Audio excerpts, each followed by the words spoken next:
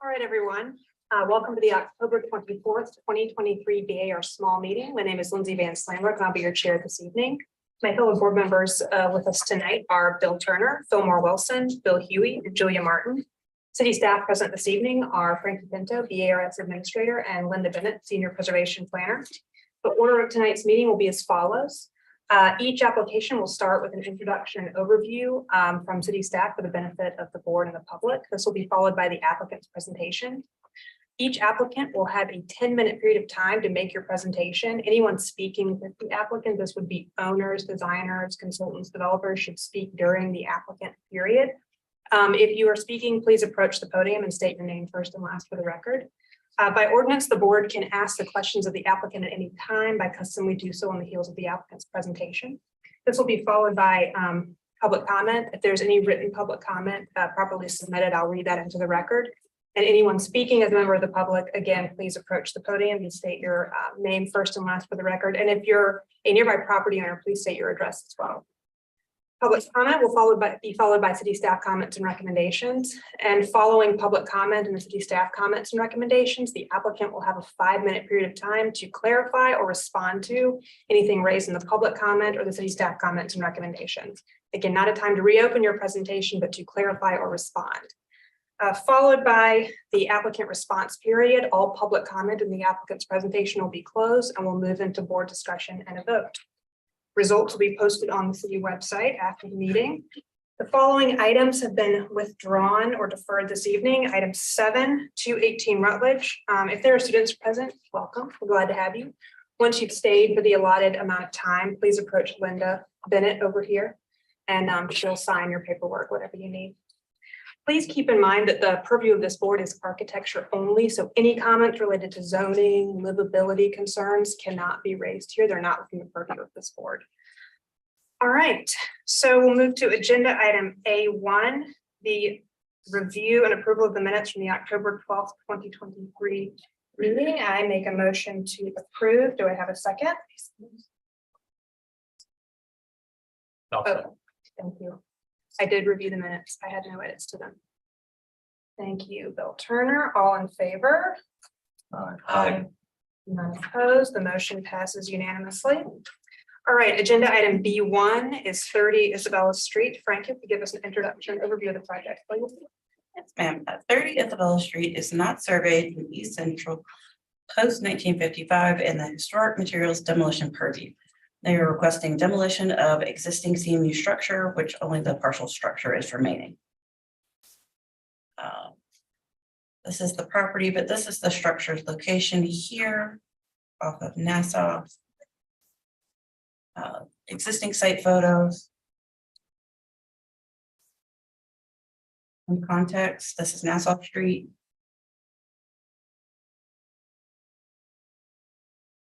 And Nassau and Isabella. And I will turn it over to the applicant.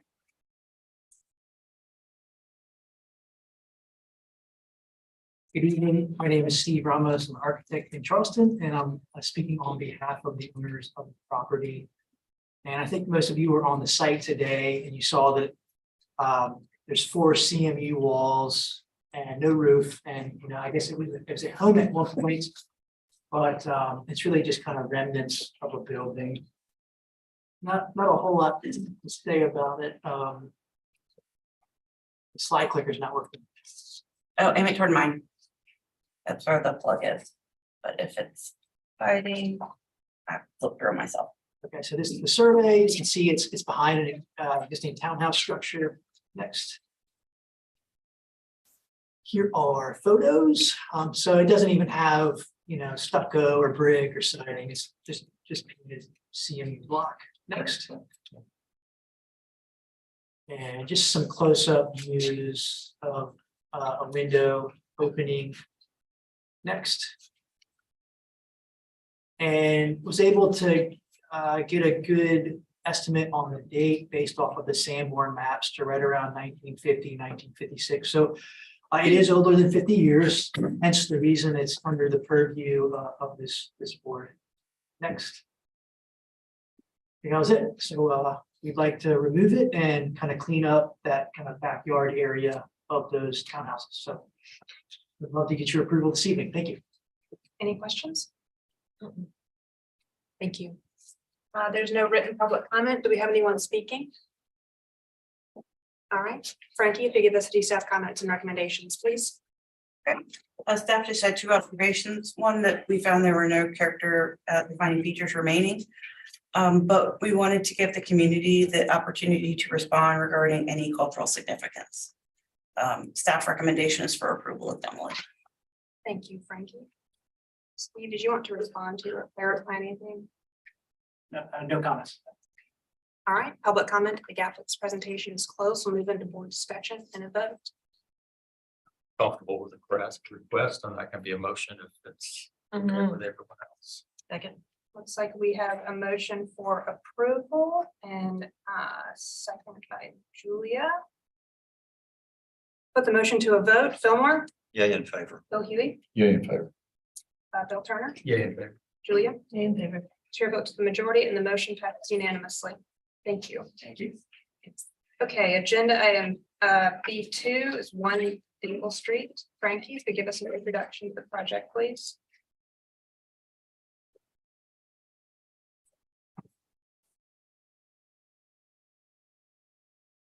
One Dingle Street is not surveyed in North Central circa 1935 in the historic materials demolition purview. They are requesting a partial demolition, which includes 3 windows, a door, exterior stairs, and a portion of the wall and roof. This is the property's location on Dingle Street. Existing a photo from when the structure was being lifted and an existing site photo. And then some context of Dingle Street.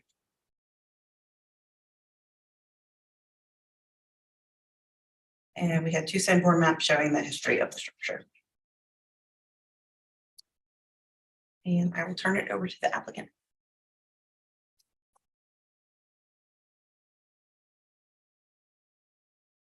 Good afternoon. My name is Rich Carey. I represent Sarah Phillips, the owner. I will be the contractor of the record on the renovation. It is our hope to seek permission to remove a bit of siding, some doors, a couple of windows, 3 windows, everything you can see in this picture here. It is our intent to apply, and we are applying currently for permission to add on to this structure. The new door will be in approximately the location of the pair of windows that you see. The French door will be removed permanently, and that will become a hallway into the new part of the structure. We will be building some new staircase at the location below the pair of windows.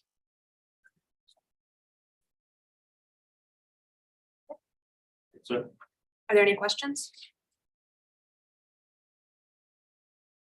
All right. Thank you, Mr. Carey. We had no written public comments submitted. Do we have anyone speaking in the public?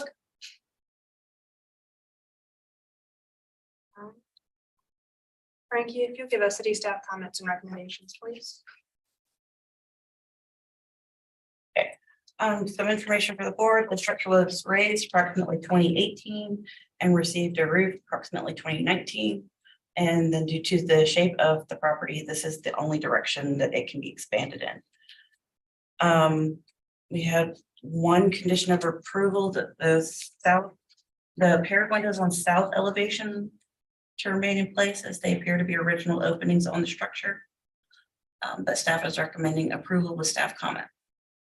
Thank you, Frankie. Mr. Carey, did you want to respond to or clarify anything raised in the city staff comments and recommendations?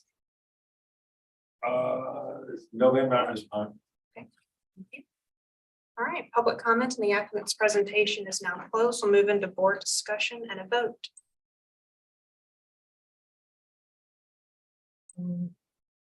I just want to say that I think the roof that was installed in 2019 is a really nice example of a replacement roof with hand crimped ridge. And I don't think there's any historic fabric visible to us, and I'm comfortable with the the way that they intend, generally the way that they intend to add on to it. I would agree. The comment that staff has about retention of those two windows, I would imagine that was a later fortune fill, and so I don't know that I would really consider that as part of the original structure. I'd have no issue with the doors going in their place. I don't really have anything to add. There's little to no historic material that would be impacted by this. And I agree with Bill. I think without changing those windows to doors, it doesn't seem to work the way it's designed. Yeah. And so I don't think I have a problem with that. Nothing bad. I'll make a motion for approval of demolition as submitted. About the staff conditions, yeah. It was just about the window. Yeah. This is just about Approval. All right, we have a motion on the floor for approval of the demolition as proposed. Do you have a second? second. Motion to the vote. Bill Huey, Yeah, in favor. Bill Turner, Yeah, in favor. Julia, Yeah, in favor. Bill Moore. Yeah, in favor. Chair votes the majority and the motion passes unanimously. Thank you, Mr. Carey. Agenda item B3, 11 Carolina Street. Frankie, please give us an introduction to the project. 11 Carolina Street is a category 4 group 1 structure and west side circa 1910 in the historic materials demolition purview. They're requesting demolition of the roof material. This is the property's location on Carolina Street. Some existing site photos. Context of Carolina. And Cumming Street.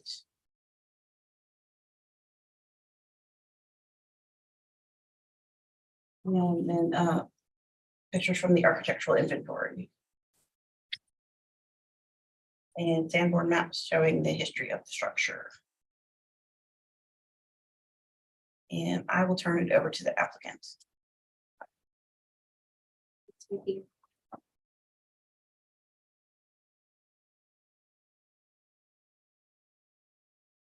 My name is Robbie Marty, and I'm representing the homeowner of 11 Carolina Street. Before we were in lieu of the a formal presentation, I would like to say, so first, I had this as a circa 1925 single family. It has the original metal roof and vinyl siding. The existing roof is actively leaking and has been patched and repaired beyond the point of continuing viability. The roofer, who has a history of working with the roof for many years, has recommended a replacement. And starting down the path of the replacement, it has become to our attention that the guidance provided by the city for an improved replacement would result in a roof that will not be warranted by the manufacturer.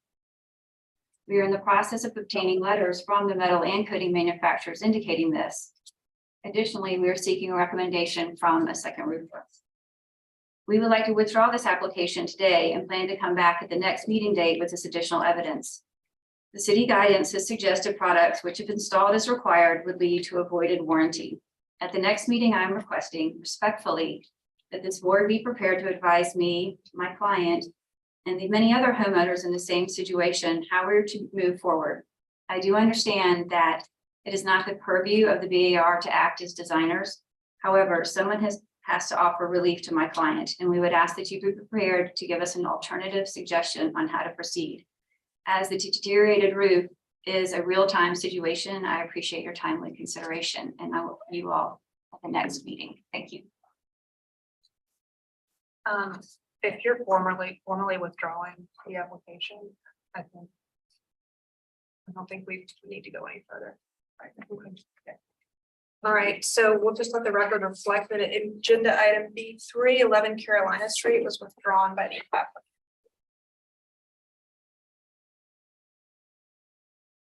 Okay. Agenda item B4, 154 Church Street. Frankie, if you give us an introduction to the project, please. 154 Church Street is a category 2 in the French Quarter circa 1850 in the Old Historic District. They're requesting to change the existing turn metal roof with a standing seam copper roof. This is the structure's location on Church Street. Some existing site photos.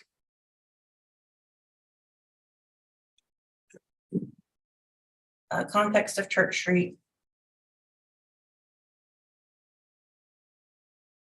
And Philadelphia Alley. And then we've got some historic images from the architecture inventory. And sandboard maps. And I will turn it over to the applicants.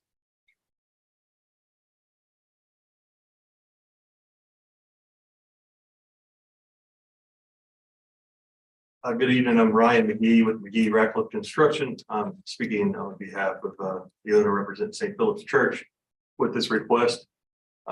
They asked us to complete an assessment of the roof. We worked with Sid Glasgow Roofing to complete his assessment and make a recommendation of trying to coat and or replace. The owner's preference would be to replace with a standing seam copper matching all details. To get rid of the turn metal. The existing roof is a Hurricane Hugo replacement roof.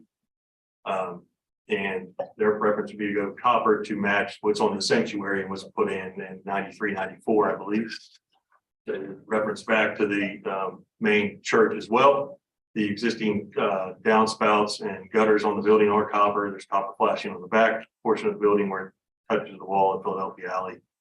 And that's provided, if you kind of go through the pictures, it's very low visibility from the streets, as y'all may have seen if you've gone by there today. It's a very low slope roof. I tried to go through the campus and take a few photos to give you an idea of visibility from around the campus itself. The only place the public really has a view of it is on a slight portion of Philadelphia Alley when you walk down kind of in that first third off of Cumberland Street. Outside of that, just with the coverage of that campus with trees and where the cemetery set up is, or graveyard set up, it's hard to get a good view.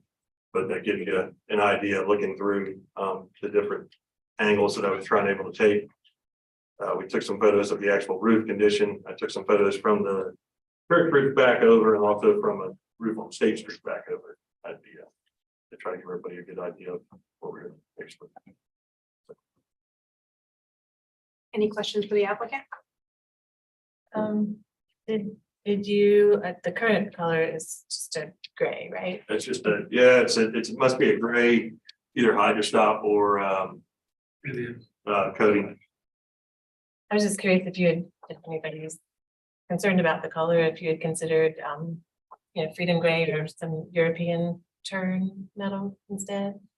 Their preference would be copper to reference back to the main church, and since the visibility is so low there, that was just the church's preference on that. Thank you. Any other questions? Thank you. Have no written public comment submitted. Do we have anyone speaking to the public? All right, Frankie, if you give us city staff comments and recommendations, please. Since this is a change in material in a category 2 building, it requires a board approval. Staff find the material to be a suitable and appropriate replacement, and we're recommending approval. Thank you, Frankie. Mr. McGee, did you want to respond to anything? And then public comment and the applicant's presentation is now closed. We'll move into board discussion and a vote. Is that a motion for approval? Yes. Thank you, Julia. We have a motion on the floor for approval. Do I have a second? Second. So, the motion to a vote. Bill Turner, Yeah, in favor. Fillmore, In favor. Julia, And Bill Duke. Yeah. Chair votes the majority and the motion passes unanimously. Thank you all. Okay, agenda item 5 is 36 George Street. Frankie, could you give us an introduction to the project, please?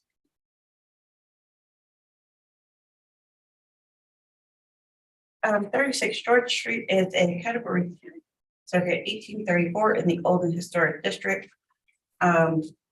Technically, this is an appeal of staff decision, since staff did not feel they could approve the permit as requested. They are requesting an illuminated neon facade sign. This is the location on George Street. Some existing site photos.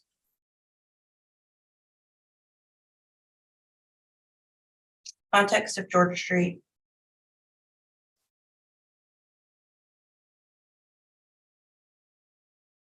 And Sanborn maps showing the history of the structure.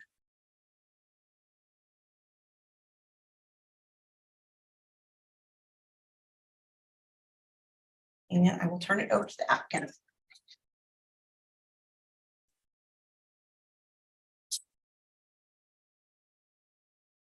Noon. My name is Reed Barrow. I'm here on behalf of the owners and operators of 36 George Street, and we're seeking approval of signage for 36 George. Any questions you guys have? I can answer. I have a few, I see on your detail below up there, it says that you're using 6 inch high letters.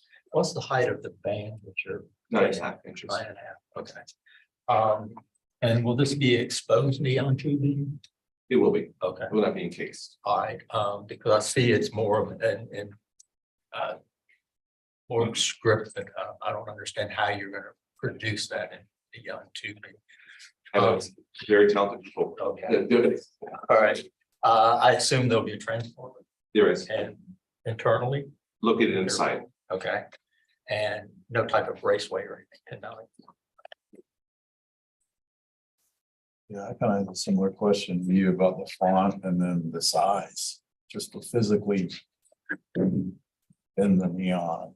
So he was the only person that I could find to do it. He said he's been doing it for 50 years and that's how he can do it. Getting smaller every year. Yeah. Well, he just knows how to do it, I think. So, very talented gentleman.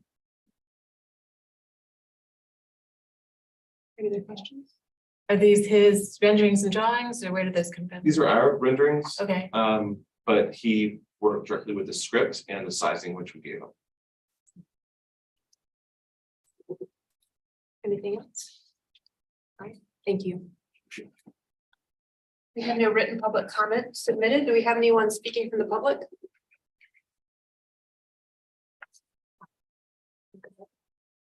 It's brief like this.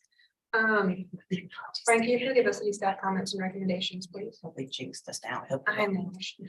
know. Staff observations, currently there's no illuminated signage on this section of George Street. We think that the proposal is minimal and tasteful, but due to the category of building, staff would seek a board review of the illumination. And since staff denied it at staff, we do not have a recommendation. All right. The applicant want to respond to anything raised in the city staff comments? You don't necessarily have to, but. All right, public comment in the applicant's presentation is now closed. We'll move into board discussion and a vote. Just really. In the rendering, it's very small and it's attractive. And I just wonder if it's, my only concern is that it gets executed like the drawing. I drove by and that is a very small space. I looked at it this morning and it's a very small space on that building and it's too big. It's not going to look right.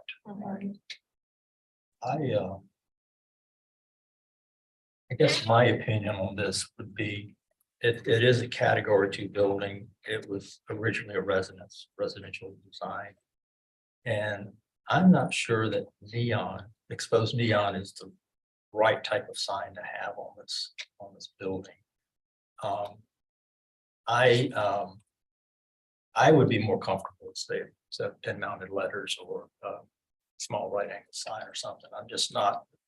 And my opinion is based on the architecture of the building and that it is a category 2 residentially designed building, even though it's being used commercially. When I originally saw that it was for a neon sign, I immediately thought on this street, no, but then when I saw the size of it, I'm not bothered by it, that maybe it's an exception, but I have the same concern that Fillmore does, that if it is actually implemented in this size and this font, I think it's fine. My concern is if it's not. And to Bill's point, when I read the details and it said neon, my first reaction was that I'm not sure that neon belongs there. I think perhaps, certainly not being an expert on neon signs, but if it could be made appropriately, so it looks right and it looks very subtle. Neon tends not to look subtle. And, at least traditional neon tends to not look subtle. And it looks subtle, and it was executed the way it's written. I probably wouldn't have too much trouble with it, but I think there are a lot of caveats in my consideration of it.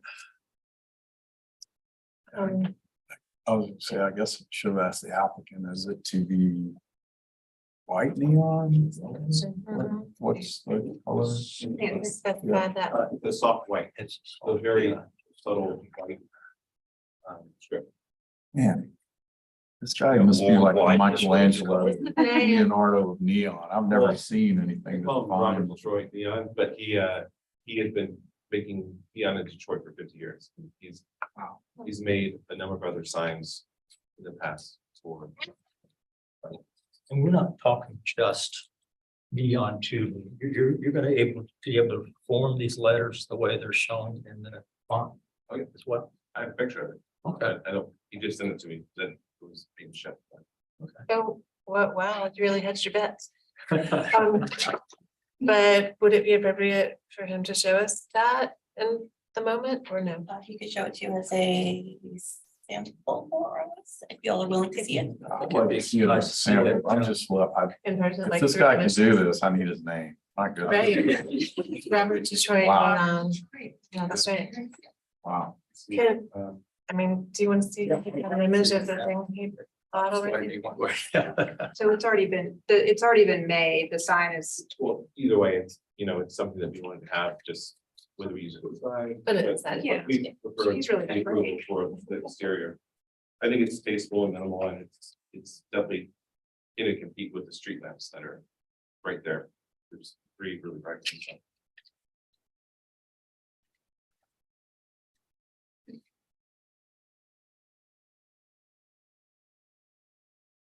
We'll see. It's a good outline. Yes, sure. And so that's just mounted?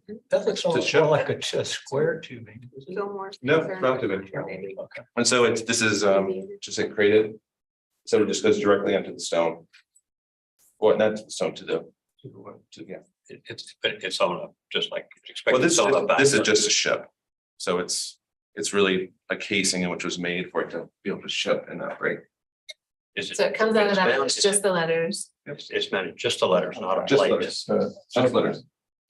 It's a pretty close facsimile of, Yes, yeah, I mean, he knows how to do it. That's talented. It doesn't get like this pinching of the lines Right. like the font does, yeah, but exactly. You're not concerned But- white on white background that you're not gonna see it in the daytime? Well, we're a nighttime restaurant, so Okay. we're only looking after hours, Okay. after 5, so. I think it's cool. I would make a motion, and I completely understand why staff brought it here, totally respect that. But I would make a motion for, Grant the appeal and. oh yeah, yes, grant the appeal and revoke the denial, Yes, staff. denial. With board condition. For the record, that the dimensions precisely match what's indicated here. The plans. Yes. Okay, so we have a motion on the floor to grant the appeal and revoke the city staff's denial with the board condition dimensions of the sign precisely match what's shown in the plans. Do I have a second to Julia's motion? I'll second Julia's motion. I don't normally do that, but I'll do that in this case. I'm gonna put the motion to a vote because I gave a second. Bill Turner, Yay in favor. Fillmore, In favor. Bill Huey, In favor. Julia. And Pickering. Chair votes majority and the motion passes unanimously. Thank you. Okay, agenda item 6, 8 King Street. Frankie, who give us an introduction to the project, please.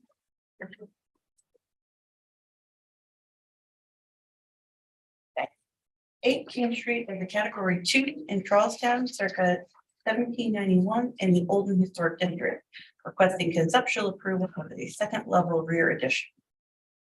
This is the property's location on King Street. Existing site photos. Some context of King Street.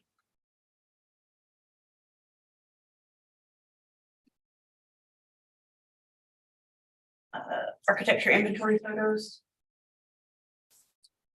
And sandboard map showing the history of the property. And I will turn it over to the applicant.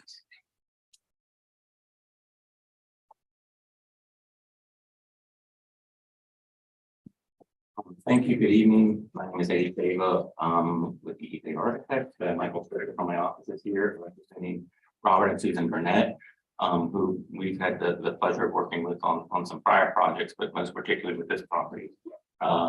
8 King Street, I can go to the next page. The meticulously maintained and beautiful building. So do an incredible job keeping it. I mean, every day looks like it was just finished. And the main house is, needless to say, the original part. I'll go to the next page. And in late 16, 20, into 2018, we did work on the carriage house, which has been significantly modified. You can tell with the photos there, and there more where that comes from. But they have a very beautiful linear garden out of the rear of their property, which they just weren't able to see or take advantage of. So the work to the rear and the existing carriage house was all approved, and it was vetted. It wasn't an original part of the house. All of it had been so messed up. I mean, footprint was, but nothing else. So the Burnett's had approached us last year, and I can go to the next photo, please. Just with some photos of the interior. And typical Charleston single with a room or the center hall. But again, magnificent moldings, trim, and all of that type of stuff. But they had asked if we would restudy an option to give them a more appropriate master bath and dressing. Next page, please. So we did that, and I can run through where the addition sits, but you can see it sits over the rearmost section of the property. And it's an odd lot because it tapers back, but very long and linear. Next page, please. So existing or original plan was, I'm sorry, ground floor below, proposed plan as it was completed with the renovation above that. Next page, please. And then the proposed plan as we're coming to you this evening. And a little bit of history of the project. When we started this, it was probably last year, a little before, early last year, and had investigated it and brought over both Historic Charleston Preservation Society and very grateful for their time, because some of the discussion was, is it more of a bump out of the piazza? Is it something off the back? And consensus was at that time that something off the rear was much more appropriate, as that part had already been messed with. It was minimally visible, and we would proceed in that manner. Long story short, as we did that, we submitted to BAR, and zoning reviewed it, and zoning at that time was reevaluating their existing non-conforming use elements and said that the second level extension should require a zoning variance. Go to the next page, please. Our proposal at this time, we had, presented to neighbors and city staff and Historic Charleston Foundation, and we're going to go ahead and put it into the board, and then the zoning Lee said, I think it'd be better to just let this go through zoning before it comes back to the board. So we pulled it at that time, and Mr. Burnett took it upon himself to proceed in that, right? Because they were, I said, the best path for that would be to review sun studies and all of those things, so you could document that light and air is not necessarily affected negatively and things of that nature. So Burnett called me probably a couple of months ago and said that they had gone ahead and gotten the variance. And would we revisit the proposal for them? So that's what's here before you this evening. That's the roof plan where it would extend partially over the rear addition. The original proposal had a roof deck area off the back, which they conceded to remove. But they kept mechanical units on that section. Next page, please.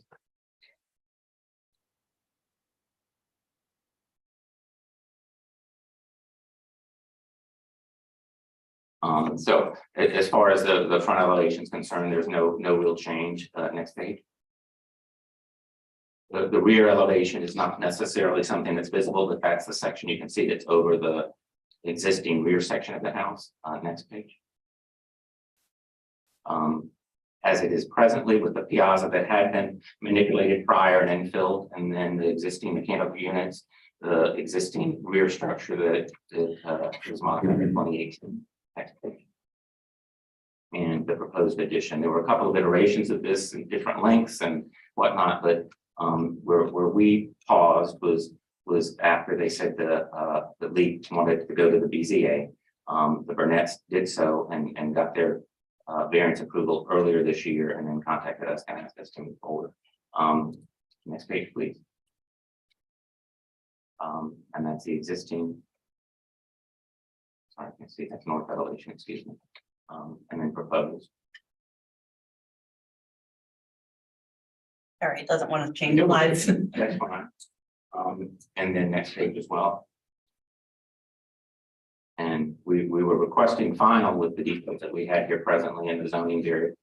Having been completed, we had spoken again with Preservation Society and Historic Charleston Foundation, and Historic Charleston Foundation, I think, revisited and had no comment. Preservation Society had some minor comments, and I talked to Anna Kaplan. She may have some more this evening, but she seemed generally, I don't want to put words in her mouth, okay with what was proposed. The roof on that piazza, just for reference, is in fact asphalt shingle. Slope is incredibly low, so all of that has been considered in our approval, or in our proposal. I think that's it. I'm happy to answer any questions. Eddie, are you saying that the sun studies and that sort of thing were done prior to the zoning submittal? Yes. Okay. Yes, and again, just to fill in any blanks on that, as we had said, Burnett's asked us, well, that's something we can do. I said, maybe, but not to the level that I think needs to be done to document to the neighbors, you know, what's happening up to the city. So they took that on and did it earlier this year. And again, I think in fairness, I need to mention that neighbors around are supportive of it. The ones immediately adjacent are not. So there may be some of them speaking here this evening, but we had discussed that with Preservation Historic Charleston and staff as it moved forward, which after the last round and having met with at least one of them, the other one had us meet with their architect. Reviewed all of those items, but said best path forward would be to proceed with the variance, and if y'all would like to do that and get it, come back and we'll come forward. So that's what we've done. I just have two questions. Eddie, you had mentioned the low slope roof on the Yeah. piazza. What is the pitch on the proposed roof here? It's pretty low. It matches the piazza roof. Yeah, I don't know if we- It's about a 212. about a 2. Yeah. Yeah, No, it's really low low, for shingles. Yeah. absolutely, and only reason is just because there are already shingles there. I mean, I think they'd entertain something else that we felt like that would necessarily require, but yes, they're good. Okay. And then I noticed you labeled, I want to ask the addition, you designed the addition, the 2018 Yes. edition, right? Yes. Did you use the same Marvin flat windows on that addition as you're proposing here? Yes, sir. You did, okay, Yes. so the proposed windows are matching the ones that are Proposed below, windows basically. wouldn't match. Okay. And again, I'll just caveat that, that was a discussion we also had recently with the Preservation Society, because they would, should they be different? But I think when they realized again that addition work was done in 2018, just not to muddy the water, it was cleaner than all red has been. Thank you. Thank you. The new roof just over frames the existing porch roof turned back. Yes, correct. Correct. So that's not. And well, it looks like it goes from a shed to a hip on the, if you go back to the that elevation that shows the rear. Right? Am I right, Eddie? Where it ties into the backside. Hang on, can you go to, thank you, can you go to, Correct. No, your other elevation showed that, I'm sorry. Yeah. So the side elevation, Frankie did show that. So it just follows the slope of that. The next elevation, next page, I'm sorry, would illustrate it better. Straight, yeah. What's your, Yeah, we can let's see if that's not. what's your floor to ceiling height for the bathroom? Presently, or what's as proposed, would be 9 feet, Michael? Right. I think it's plus or minus 9. Had you considered maybe tucking underneath that piazza eve with maybe a flat roof? You know, since it's bathroom and closet. Right. You know, having shorter ceiling there, Right. just, yeah. No, and looked at many different aspects of how to treat that, but felt like what was being proposed was minimal and most attractive and being able to accommodate the utilities, things of that nature, and it seemed to tie in better to what's there rather than something that just looked foreign. There was enough kind of going on with that building prior that felt like either to change fenestration or change a roof form or put something that was like a TBO roof up there would just be kind of unfortunate, but we did look at it. Any other questions? Thank you, Eddie. Thank you. Okay, do we have anyone speaking in the public? Yes. Feel free to the podium, please.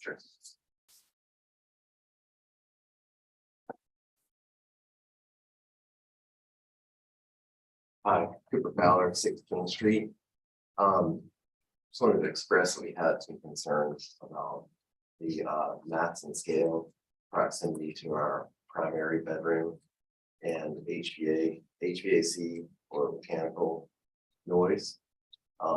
Our primary bedroom is maybe, I don't have the dimensions exactly, but 15 feet from the proposed addition. So it's a sensitive area for us.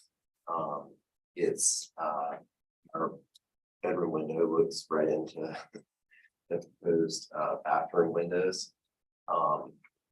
We have we were unaware of the BZA meeting that occurred, I guess, on August 1st. I think I understand correctly. We were out of town when that was posted. We did have our architect speak with Mr. Deva and express some of our concerns and try to work with our neighbor to come up with a solution that would allow them to achieve what they wanted to achieve, but take some of the stress off of our tight proximity. We obviously live very close to one another. So that is pretty much most of our concern. That we had wished that maybe the mass of it could move rearwards because the backside of our house doesn't have windows along that section, so we don't feel it as much as along our bedroom.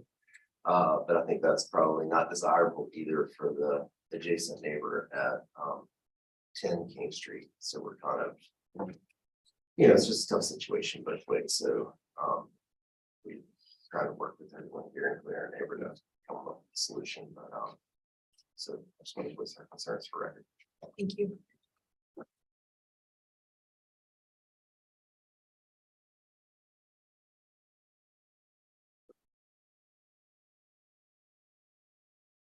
Good evening, I'm Todd Aaron. I am the owner of 10 King. So we, similar to as Cooper Fowler just described, we are, our second floor piazza is probably 15 feet from this proposed addition. Our light and air are profoundly impacted by this. I was just standing out there 45 minutes ago looking at blue skies and sunshine, and that will be this large wall that is proposed. We were similarly unaware of the of the BZA hearing. We had met previously with Mr. Burnett and Eddie and expressed our concerns about project standing on our piazza, looking out at the proposed site, where I think anyone would see the impact is pretty plain. I don't profess to know what goes into a sun study, but it certainly was not performed from the perspective of our vantage point. I think that the addition will be similarly visible from the street. One thing about which I agree vociferously with Eddie is that the Burnett's house is beautiful. Ours is similar vintage, 230 years old.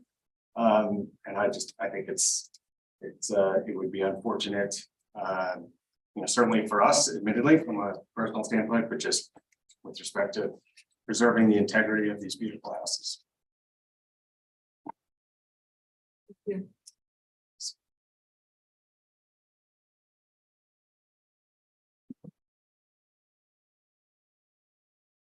Anna Catherine Carroll with Preservation Society of Charleston. We really appreciate the applicant reaching out to us on this proposal and speaking on this project, especially from an architecture standpoint. While we are comfortable with the concept of an addition in this location, the proposal obscures the form and detail of the historic piazza roof, and we encourage a more subordinate approach to allow preservation of the piazza roof form and clear differentiation from the historic building, particularly on the north elevation. So speaking more specifically about the roof line rather than the windows, as Ms. Pluto mentioned. But I think that Bill Turner, your comment about tucking the roof under was a good one. So that's our thought. Thank you. Anyone else speaking? All right, and we had some written comments submitted. Mr. Aaron and Mr. Fowler, I won't read your comments in, but we provided them before, so we saw them. And we had a neighbor support letter submitted. And I'll just read the names of those neighbors.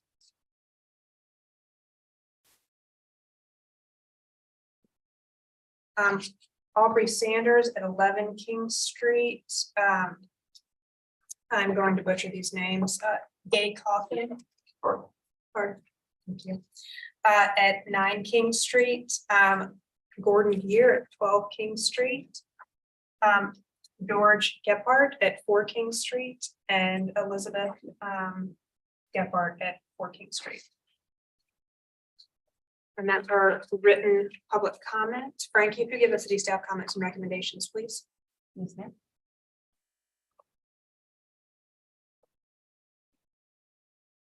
Staff had an observation that material and window rhythm are consistent with the non-historic addition beneath the proposal. And as conditions, staff suggests lowering the roof if possible to connect with the house. To connect with the house lower than the existing historic piazza roof. And yeah, I apologize. I missed that it was a final request. I'm sorry, I was kind of a one-man show last week. Our recommendation has been conceptual approval with that staff condition and a final review by staff permit documents. Thank you, Frankie. Eddie, did you want to respond to anything in the city staff comment or public comment? Yes, if you don't mind, and again, I understand, and if I could go back to some of the drawings when you get it. Which drawing do you want? The south elevation.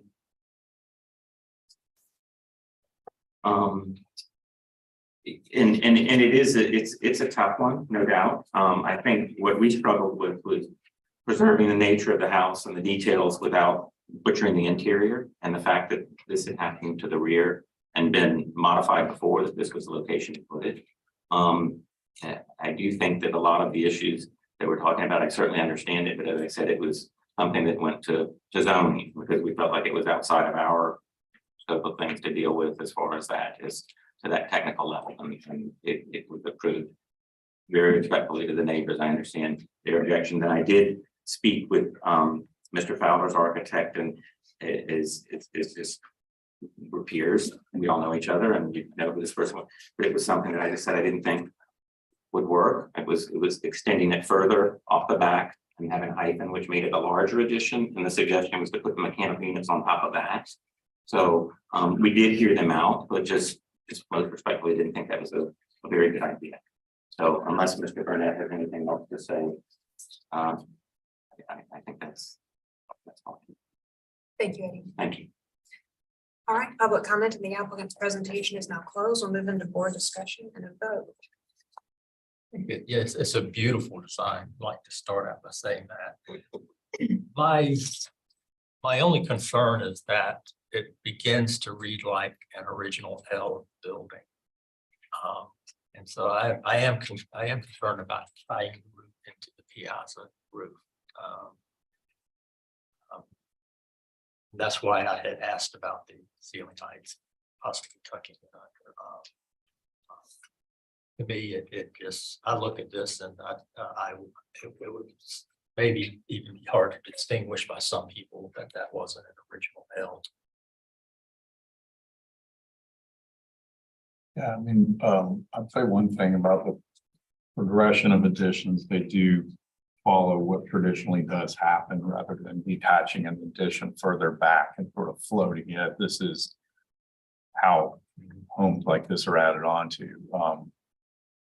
I could see lowering that roof line. Now you'd be engaging the entablature of the return of the piazza, but it would probably also mean that you would be having to go to a metal roof on this this addition, probably to lower it. And then the question would be, if you go to a metal roof and you're able to lower it down, could you actually lower it down so it's maybe a little bit lower than where the actual piazza roof engages the wall? You know, you could do both at once. So you could obviously detach it from the bottom by lowering the eave height, but also detach it from the top by lowering the ridge height. Then potentially use a metal roof to accomplish that. So I think that would read pretty well as a detached from the original scenario.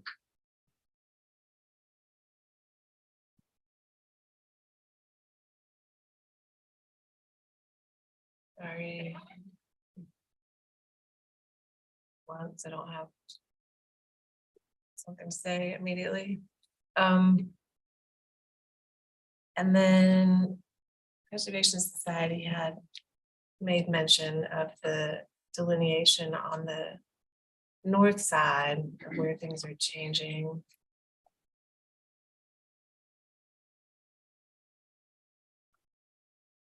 And I think that if it were possible to lower the roof line like you guys are talking about, I think that could be done. That would be more readily apparent to anybody in the future trying to figure out the evolution.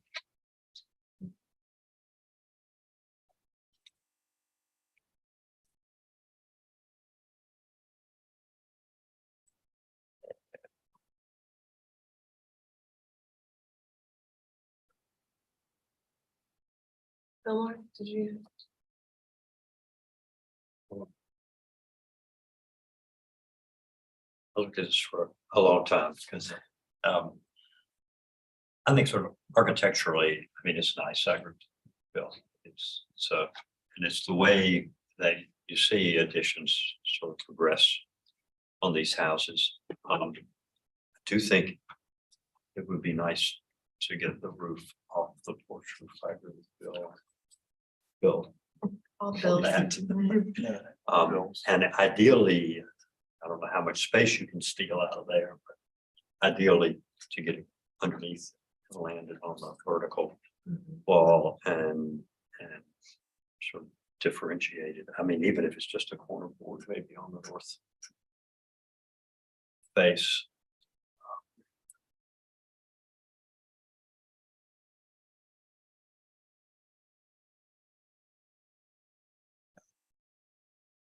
Yeah, I kind of looked at that. The north side, and there's that one existing corner board that with the addition, that thing's gonna be sort of floating up there that It might be, yeah. kind of doesn't really have a rounding or a reference, so I'm just kind of backing off on that thought, but Unlike Yeah. the roof line, we're just. yeah, That makes sense then. yeah. I mean, so what you would be looking at, Joey, would be leaving this Yeah, portion just- right it would be here kinda and in tucking the- under that. Just to preserve that. Yeah, yeah, that would be definitely a chronology of the evolution of the building, so, you know, I think if, in my mind, I think if the E was lowered slightly, and again, it can only be lowered slightly because you still have the depth of the entablature to use as an engagement, but to lower it down below the existing and then to lower the pitch so that it's subordinate to the meeting point, I'm fine with it. I guess I can make the motion, but would that be I guess a staff's, excuse me, board's comment or recommendation or requirement that, I think it's something that if we as a board would approve it, if there was just that reduction in the roof height there, I mean, I think if everyone's otherwise okay with everything else, which it sounds like we are, it's just about the differentiation. Yeah. I think we could send it to staff or what? final approval. All right, so this is a, Julie, did you have? I was just thinking, I mean. With respect to the neighbor. To the south and the Wyndham, You're gonna be the south elevation. I feel sure that. Occupants, the owners of 8 King Street. Would want there to be privacy. There, at all times, but. I don't know if there's anything else to really say about that. I understand the feeling, but I just can't imagine that. These windows wouldn't have privacy mechanisms on them. Go ahead, proceed. so I just wanted to clarify, so that the application is for conceptual approval. It's for final approval. Final. Yes, that's what. But we can still do it by staff. Mhm. Well, I'll make a motion for a final approval with staff's comment or staff's condition for approval. And also board comment. Reaffirming staff's condition that the eave line of the proposed addition be lowered below the piazza, returning to the line, and that the roof line pitch be lowered potentially with a metal roof solution to lower it below the point of engagement of the piazza roof to the main house. I'm sorry, it's the only way I can word it. Can we just reaffirm? Verbose, but that's near as I can word it. I'm just a question for you all. Should we word this as a deferral with final review to staff? Because final approval would be based on the plans here. So it's gonna go to also a final review by staff, but Yeah, that's what I'm worried, but if we give a final approval of the plans as submitted, I mean, yes, I trust Eddie. It's not going to say, sure. oh, technically, but Okay, well, yeah, okay. we do our. Sure, I guess whatever is, So, I okay, guess that pretty much takes us out of the equation and gives our comment. yes. So it'll Yes. be a board comment to do those Mhm. things. So what I've got, then your Okay. revised motion Sure. is a motion for deferral. With staff comments and a board comment, reaffirming the staff's condition. For lowering the E height. And also the supplemental board condition to lower the ridge height. To the subordinate point of the meeting of the piazza roof to the main house wall. Acknowledging that a metal roof solution may be required. I'm going to trust Frankie to get all of that. He reads when she looks back at these, Okay. when you look at the meeting minutes. Okay. And then take a picture of your nose. And then you watch this like 4 times. Well, you've said it twice now, so we'll get it. Okay, do we, and that would, and final review by staff. Do I have a second to Bill Huey's motion? I'll second. Turner. Put the motion to a vote, Julia, In favor. Bill Moore, Yeah, in favor. Bill Huey, In favor. Bill Turner. Yeah, in favor. The chair votes the majority, the motion passes unanimously. Eddie, did that make sense? Go back. Like, get that. For the, and especially for the board. Staff. But you can go to staff, so you do not have to come back here. Staff can give final, We can do that in the permit. so long as the board condition is. Thank you. Thank you. Agenda item 7, 218 Rutledge Avenue was deferred by the applicant. We're on agenda item 8, 200 Wentworth Street. Frankie, if you'll give us an introduction to the project, please. 200 Wentworth Street is not surveyed in Charleston Village circa 1966 in the Old and Historic District. Requesting conceptual approval to add portico over front door and stairs. This is the property's location on Wentworth Street. Existing site photos. Some context of Wentworth Street. And Berry Street. And I will turn it over to the applicant. Hi, I'm Mindy Thompson. I'm here on behalf of First Choice Designs. I'm the owner of 200 Wentworth. We're proposing to add a portico on the front porch. If you go to, I think, the next one. Yeah, the next one, please. Sorry. There we go. You can see the portico, it just adds, a little flair to the front. There's already one added a few years back to the back of the house. So we're just proposing to mirror that on the front. And that's pretty much it. Questions? Questions?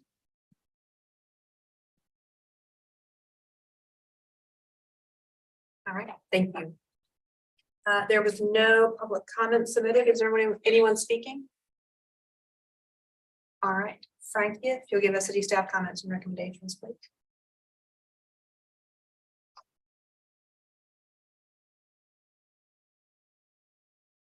Staff had some observations. There was some detail that the drawings do not accurately depict existing conditions. And there's some inconsistency between details and elevations specifically related to beam height. Staff conditions for approval are to coordinate drawings to eliminate inconsistencies. And the columns appear to be very tall and spindly and should be thickened. Staff recommendation is conceptual approval with staff comments. Thank you, Frankie. The applicant, do you want to respond to or clarify anything raised in the staff comments? Not at this time. I know we can definitely make the drawings more accurate.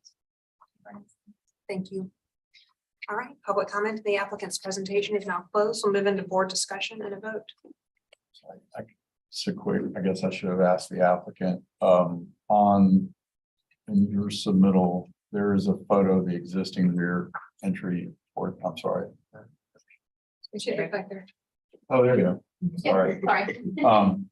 The photo of the existing rear entry portico that sort of has a closed end. Is this open ended or is this is a closed end as well? It's not an open ended barrel, but Correct. it's a closed end barrel. Okay, thanks.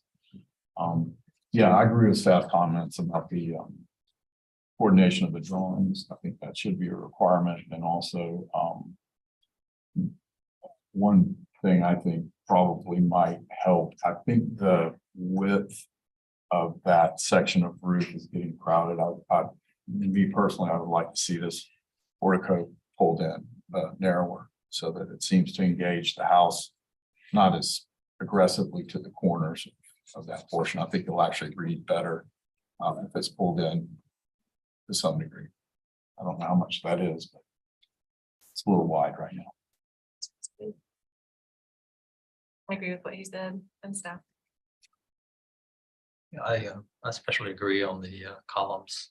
They look, the proportions, and I think what Bill's talking about will help also, but just the overall proportions of this are a little wonky. I mean, ideally, what would happen is the porch would grow and the columns would come down and rest on the porch, and it would vastly improve the proportion. Yeah, that is sort of a very odd condition landing. Columns on the steps. And on the rear porch, of course, it's apparently wider than the columns land on the porch, and the rails turn around, and it makes them much more sort of standard configuration, though. But I do in a way understand the desire to keep the existing masonry, and ideally you would widen that. I don't, matching the brick might be an issue, like kind of up some. And sort of, it could be certainly could be designed in a way that would be appropriate, I think, without creating a big can of worms. But the columns, the landing of the columns, they're very narrow, which is just kind of an odd duck. Indeed, there's a lot of that going on.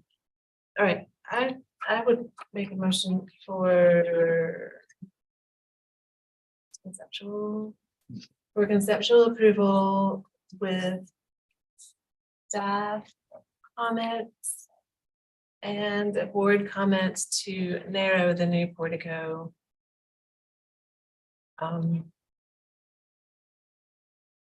Split in each corner. That's good. By at least 2 feet.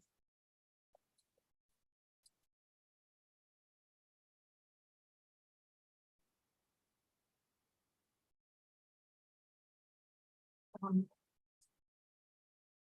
you want to see it again, or is this? Final review method. Okay, we have a motion on the floor for conceptual approval with staff conditions and a board condition to narrow the portico at least 2 feet. Do I have a second to Julie's motion? Second.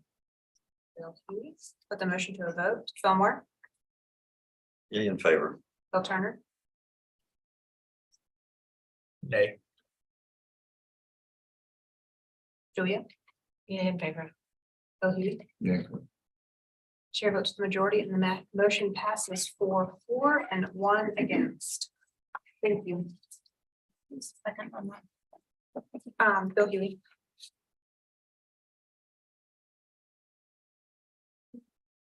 Okay, agenda item 9, 24 Chalmers Street. Could you give us an introduction to the project, please?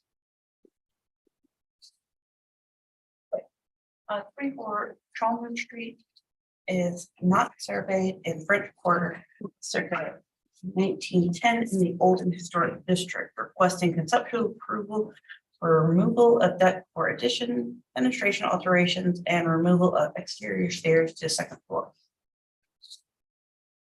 This is the property's location on Chalmers. Some existing site photos. Context of Chalmers Street.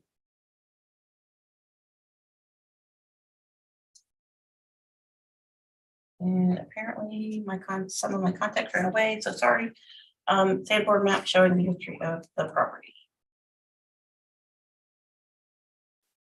And I will turn it over to the applicants. Hello, Julie O'Connor. I'm the designer on this project. So as Frankie indicated, this building was built in 1910 after a commercial building was demolished. It was once a church, and then kinds of interesting commercial uses. But this building was built as an apartment house. It is currently 4 units. There's 2 in the basement. This is in an X zone, interestingly. One of the apartments is the first floor and part of the second floor, and then the last apartment is the back part of the second floor. Oh, I got here later. Is this not working? I have to point it. It's arguing with me, I think. Oh, okay. But if it's not, I'm happy to flip. Okay, yeah, thank You want photos first? you. Yeah, you did a good job with the photos too. We can come back to these. Next one, please. Next, let's go to the front elevation. So we have a few requests. One of them on the front has to do with the fenestration and the alignment of the fenestration. All of the windows and doors in the house are replacement. They are double pane windows and doors, plate glass doors. So none of those are old, but I would like to have a more pleasing front elevation. Feels like there's a missing door on the front or window. And so you see that happening on the front there. And then we'd also like to replace the front stairs with something lighter, a wood stair that aligns better with the lightness of the porches and the detailing of that. Next, please. Oh, I'm sorry. I'm sorry. Thank you. And then you can see here, there's a big, tall mass of stairs on the left-hand side, on the west side, that we'd like to get rid of, because we are actually reducing this to a single-family house with a small mother-in-law apartment on the first floor, so we don't need all these access points to these apartments. And then on the right-hand side, on the east side, there's a small deck over there that was added at some point past Sanborn documentation. I think probably to access the second floor apartment at some point. It's you know, very it's not historic, it's not even interesting. But we'd like to remove that and do a small addition in its exact footprint. Next, please. Here you can see the removal of that stair is really what we're doing on this side. On the back, just moving one window. Next, please. And on this side, you can see the removal of that deck and the little bracketed roof up there, and to be replaced with an addition, small addition.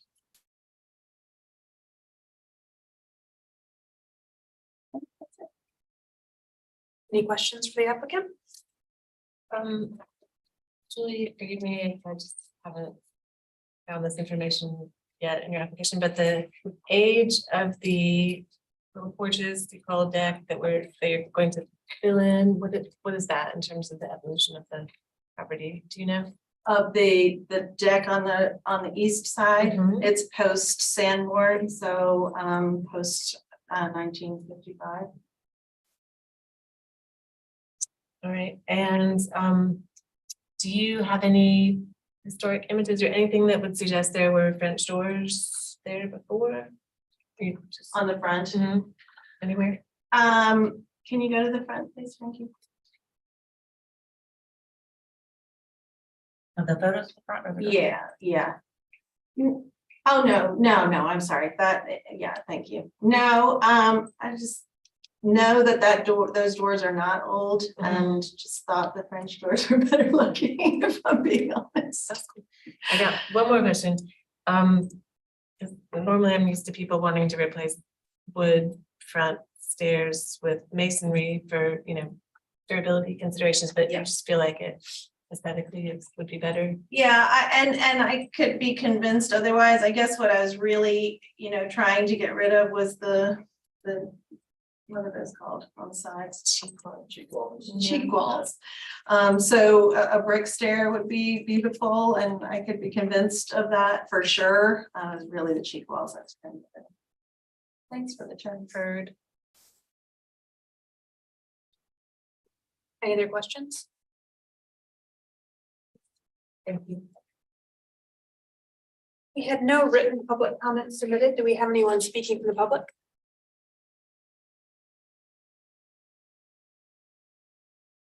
April Wood, Historic Charleston Foundation. HCF has reviewed the request for conceptual approval to remove the rear deck for an addition, fenestration alterations, and removal of exterior stairs for the second floor at 24 Chalmers Street. And we thank the applicant for her time going over the project with us in advance of the meeting. We are pleased that this historic house is reducing the total number of units to 2, and we believe the changes such as the removal of the exterior stairs going to the second floor to accommodate this reduction are positive. Our primary concern is the modifications to the front elevation fenestration. We believe that the applicant needs to provide more information about the openings that are proposed to change from window to door to justify these requests. And she did tell me that she was going to come or to open up the walls in advance of this meeting. And didn't get a chance to do so. And respectfully, we recommend deferral on the proposed fenestration changes and approval on the remainder of the project. Thank you.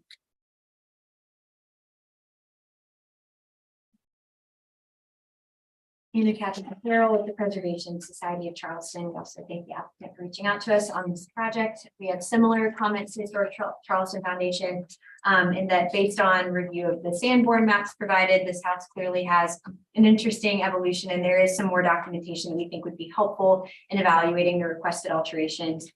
Without evidence to support the fenestration changes in particular, we're not supportive of introducing a new door on the south elevation. I think we'd also like to better understand the age of the front stair that was mentioned, as well as the age of the porch that is to be enclosed on the east elevation. We understand that it postdates the Sanborns, but it does lend a nice symmetry to the design as experienced from the street. So we would just offer that for consideration. Thank you. Anyone else speaking? All right, Frankie, if you give us city staff comments and recommendations, please.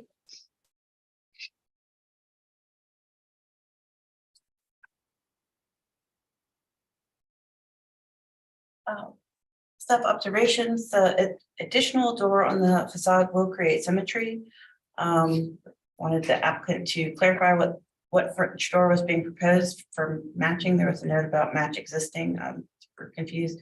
The age of existing doors and evidence for what are believed to be prior changes. He had no concern regarding the removal of the exterior stair to the second floor.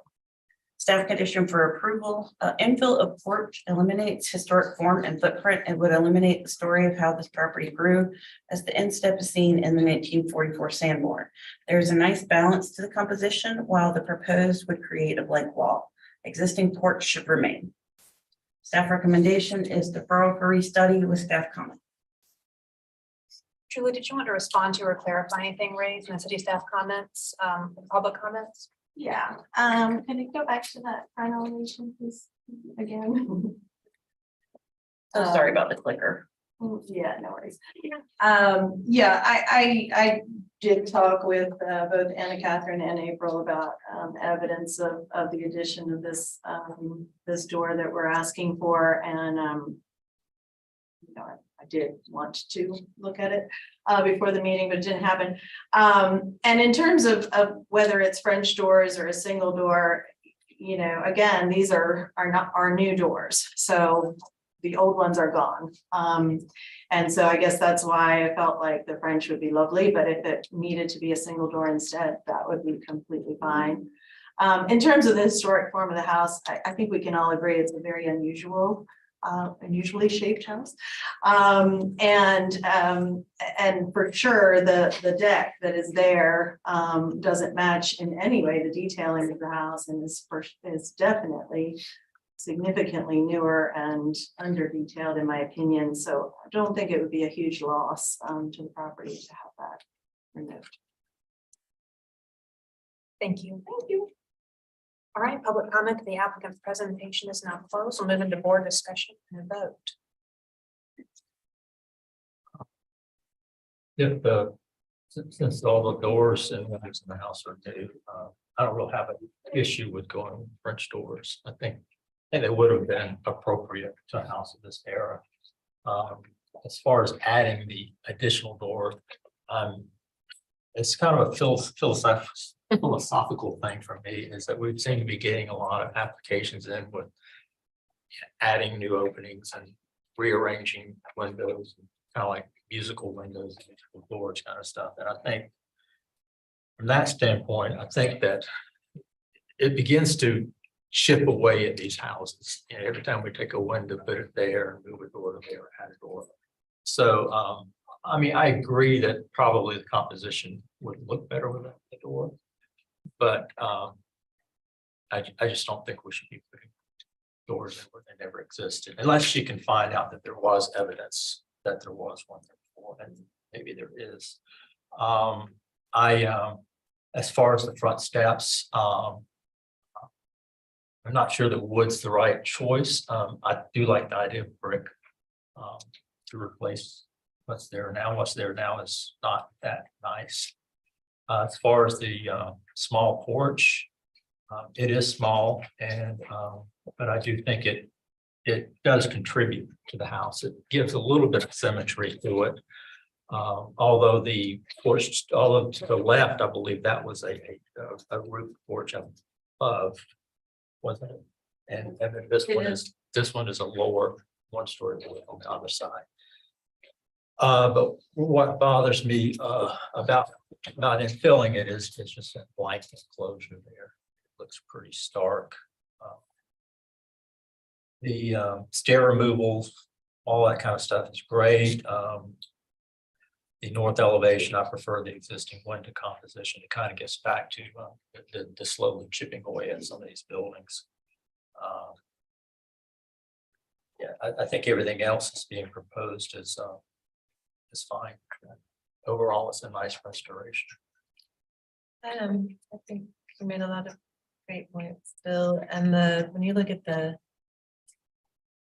basement plan and the first floor plan, it's pretty clear that it was always configured to have a wall coming right where the proposed extra door was indicated.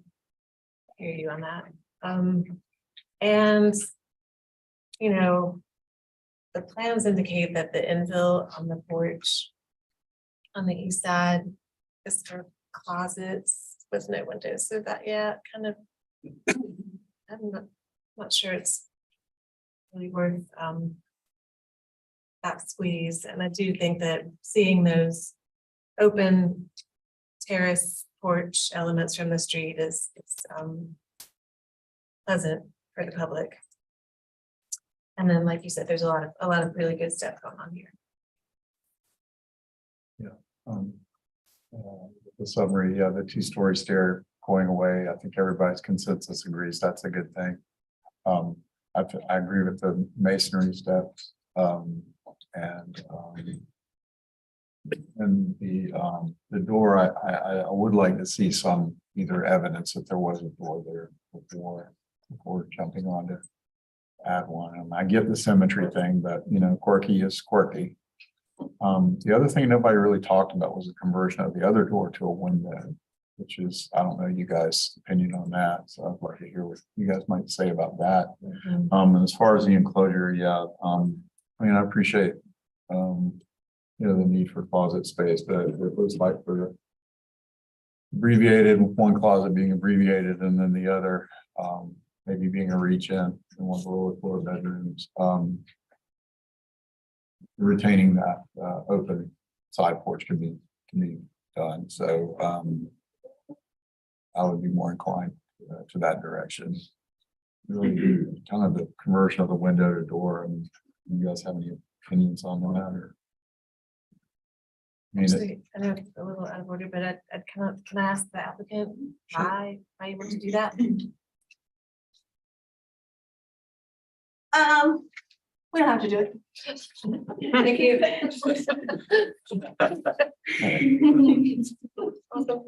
Well, I would like to add, if you found evidence that a door was there. Yes, well, that was the plan. Yeah. Can I say, that was the plan. I was gonna open up under that, around that and See what the frame. and where that additional door was, just to see. Didn't happen. I used to live behind this house in Queen Street for like 2 years. I'm really glad that someone is redoing it. Yeah, I'm fine with French doors and removal of the stair. I really have nothing to add. I don't either. I agree that the two little porches should stay. I think that the difference in the street view is pretty substantial when you just blank them off. Just remove the two-story stair, it's fine. I think to Bill's point, I think we have to be very cautious about rearranging window fenestration locations. I would prefer to see them stay in place, since if all the windows and doors are new, the units that go back, I think there's a lot of leeway there. If they generally stay windows and doors and in the same location, so not really. I'm in agreement with the points that have been presented. Right. To, I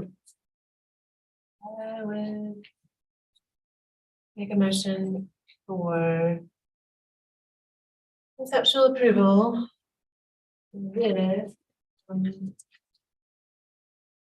observations and staff condition and a board condition to retain 3 doors at the first floor front porch. Another to defer a 4th door at that porch pending evidence of pre-existing doors. And the 3rd would be that the front entry step should remain masonry. I think that But we can- with latitude but we can to rebuild adjust it. it. I think so. Are you okay with that? So masonry can be broadly. That's great. Okay. You have a motion on the floor for conceptual approval with staff observations and staff conditions and a few board conditions. First, to return the 3 doors at the first floor. Retain. Excuse me. Return to what? To retain the three doors at the first floor front porch. To defer the 4th door at the first floor front porch pending evidence of a pre-existing door application. And a 3rd comment with the front entry steps should remain masonry. Is this Final review by staff. final review by staff? Okay. Do I have a second to Julia's motion? Put the motion to the vote. Delmar, Yeah, in favor. Bill Turner, Yeah, in favor. Julius, Yeah, in favor. Bill Huey. Yeah. Chair vote to the majority and the motion passes unanimously. Thank you. Thank you. Agenda item 10, 76 Cannon Street. Frankie, to give us an introduction for the project, please.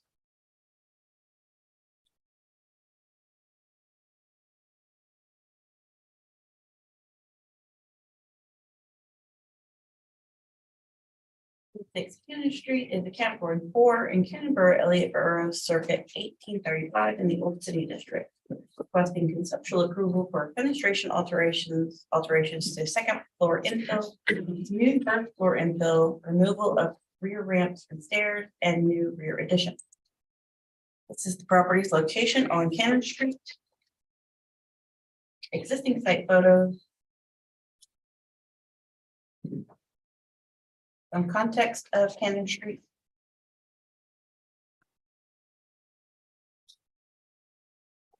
I'm sorry about that. I don't know how I got the points. Plan board map showing the history of the property. And I'm going to make Julie talk again. Me again, Julie O'Connor. But you get to do all your stuff at once. I know, thank you for that. That's right. So this property here at 76 Cannon is gonna be great. So it does say 1835, although Kevin Everly reached out to me with a lovely history, and he says it's actually 1811, interestingly. I thought it was kind of cool. It's currently 3 apartments that we are going to reduce to 2. Frankie, can you go to the next one? Next one. Thanks. So you saw in the Sanborn, this house, sort of used to have a wraparound porch around the back, and then had some additions that came and went over time. As you can see, this property is in severe decline. And so I'm very excited to work on this. You can't see in this picture, I don't think, but the east wall of the house is clad in metal roofing. interestingly. So it definitely needs some love. Next, please. Keep going to the elevation, front elevation. So one of the interesting things about this house is there's every kind of window that you can imagine. We've got 9/9, 6/6, 6/1, 4/4, 1/1, 2/2. And so for the main part of the house, next one, please. We chose 9/9 because those windows on the second floor piazza there are the oldest windows. And so that is why we went with the 9/9 on the front, and that is really it. So if there was some opinion otherwise, certainly open to that. There is a badly constructed infilled piazza on the back two bays of the second floor piazza. And I know what you're gonna say, but I'm gonna say it anyway. You know, our proposal is to rebuild that infill, put the railings in, make it just a bit more appealing, and then ask to infill the first floor below to lend visual support to that second floor infill. One thing I wanted to point out on this house that is really weird is you can see this misaligned columns on this piazza, which is just so strange, but we're not doing anything to that. So, and then the other part of the project is the addition to the north. So, and the removal of the second floor stair again, like the previous project, and this massive, badly built handicap ramp as well. And so we are proposing this little addition on the back and sort of a hyphen to a little gable. And this is a little bit of a challenge because we have this flat roof structure on the back already. And in order to, you know, sort of align the floor systems and everything, I just felt like this gable had a little bit less impact than if I had run the gable to match the front building, especially with this break of a flat roof in between. So that's sort of what the philosophy is there. And I think that's all I have to say at the moment. Any questions? Oh, the fenced off area at the rear, what's the Yeah, profile so for that? yeah, so we are not exactly sure what's going to happen back there, but they can build another building or two. And so it's probably going to be at least another building back there.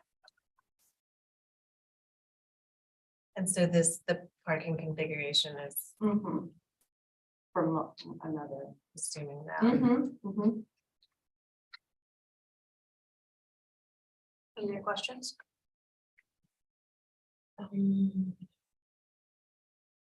Thank you. Okay, we have no written public comment. Do we have anyone speaking?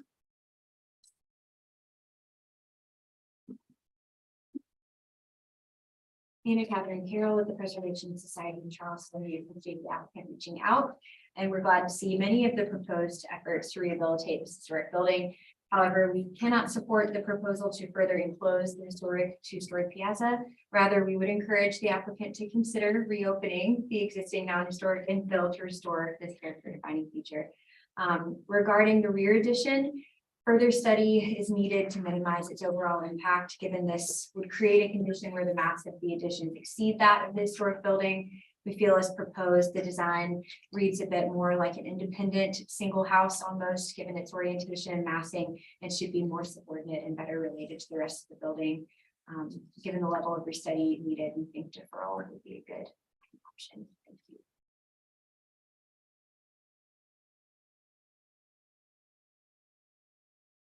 Wood Historic Charleston Foundation, all of our comments are the same as the Preservation Society, and we also recommend deferral.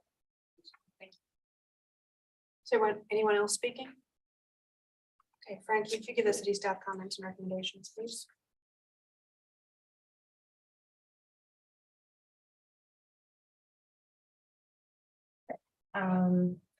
Staff has some observations. We appreciate the clarification of the second floor piazza infill. I do have the notes from the BAR policy on piazza enclosures. I will not read it to the board since you are all very familiar with those statements. And then we had the applicant to confirm a drawing issue in the photo. The existing windows on the addition appear to be centered, but in the drawings, it looks like they don't line up. So we were. This is easier if I point it out. Yeah. These windows. In the drawing, it looks like they don't line up, and in the photo, it looks like they do. So we just want clarification on that.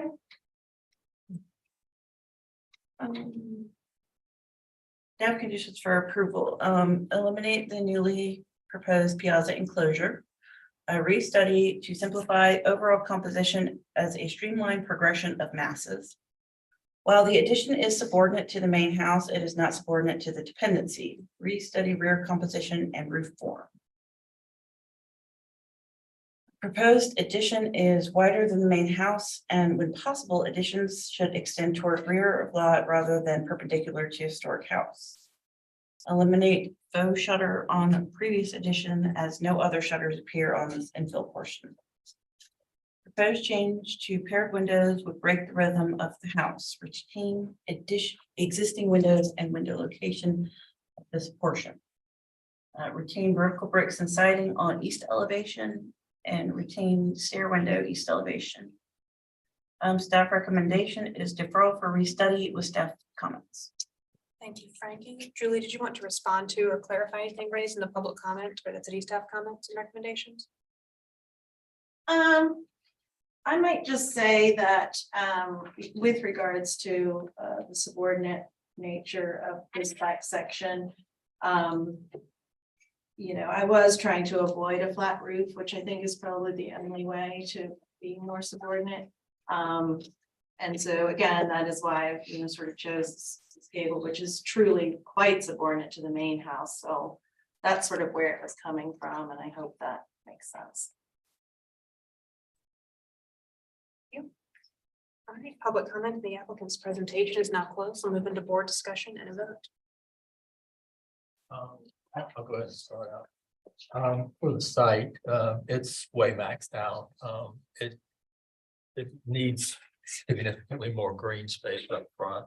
I would start by pushing the parking back to where it's no further forward than the front corner of the house for one. It's pretty close to the street. And if we could get a comprehensive site plan along with site details at the preliminary level, that would be really good.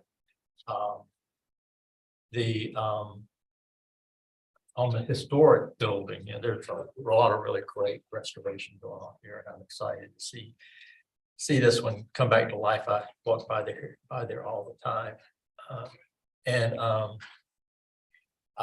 I'm not in agreement with infilling the first floor porch bays, obviously, but something that might be considered would be, I would be amenable to this, would be infilling the rearmost bay of the first floor piazza in exchange for eliminating the more forward enclosed bay of the upstairs. That would then give you your kind of, I think what you were talking about earlier.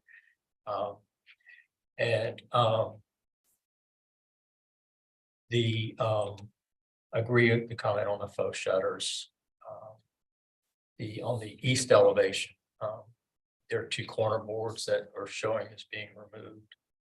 I would reintroduce those because they do kind of tell the story of the evolution of the building. And when those are added back in, then the two windows become very close to the corner boards. I imagine that's why they were being eliminated. And I certainly wouldn't have a problem with those windows going away, but they shouldn't be, kind of pinched up against the corner boards. But the stairway window, I do feel like it needs to be accommodated in some way, because that's about the only character defining feature on a single house on the north or east side is that stair window. oftentimes or most of the time, that was the only window on the flank side of the houses. On the historic L, it's being cleaned up really nicely. I think she's doing a lot of great things. And I think that I'm fine with the piazza addition. It's simply detailed. It's subservient to the main house piazza. I agree with staff on the paired windows. Those could be handled. The new addition to the rear, I can see what Julie is saying, that it is subordinate to the main house. I guess when you keep going back and back and back on these houses, do we end up with house 10 feet tall?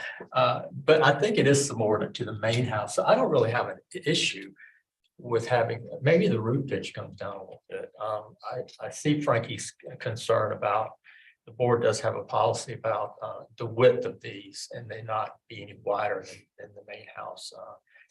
Maybe for that, maybe it just rotates 45 degrees. But I don't have a problem. And I believe that's all I've got. Real quick,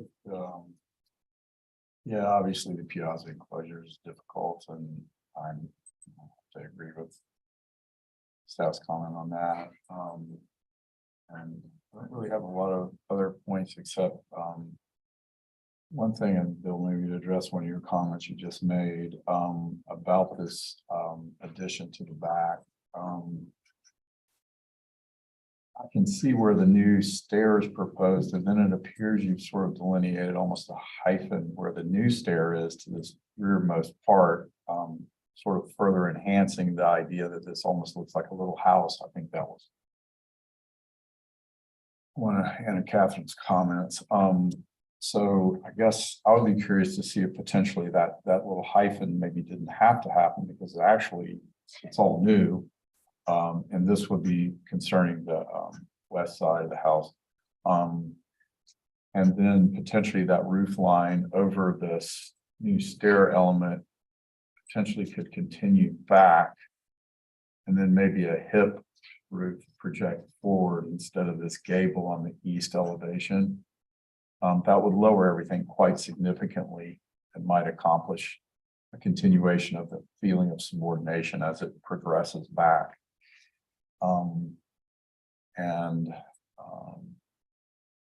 Not really have any other comments per se. I think that was all I had to comment on.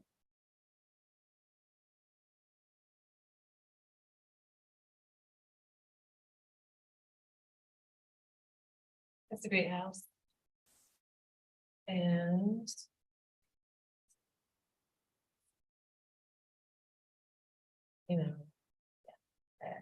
I understand it's a really wide lot, so, selfishly, I wish that they weren't planning for other structures in the back, and it could be a more traditional linear extension, but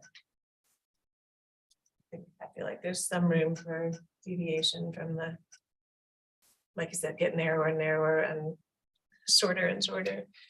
I think this Bill's idea of hipping the roof on that addition is interesting and worth exploring. And I agree with I think many of staff's comments, including restudy to simplify the overall composition. And that echoes what the preservation groups were saying. I got. Yes. Are you in agreement on the portion built to or? I am, although I think I could also entertain what Bill Turner suggested, like you get 2 bays. Mix it up. I agree with just about everything that's been said. I don't think I have a lot to add. I really do not support the infill on the first floor porch, but I think, and Kevin Bill's suggestion there's room for compromise. So turning that back addition perpendicular, it's just the way it reads, even though it's not a whole lot wider than it is long. Does sort of begin to, in the east elevation, begin this, to give the feel of kind of a PUD. And so I think maybe modifying the roof line or pulling it in a little bit. I don't think it would require a lot of change to sort of change that impression. I think Bill's idea of that, the roof lines is probably a good way to go. I think it needs a little work from that perspective, that last addition. And the mold windows, I think, should not. No, I'm really not crazy about hitting those mold windows. okay. The window pattern is pretty persistent.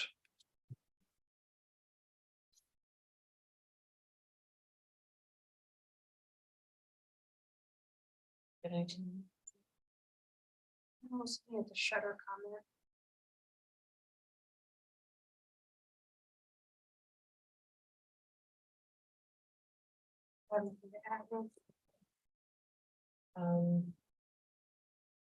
No, I might.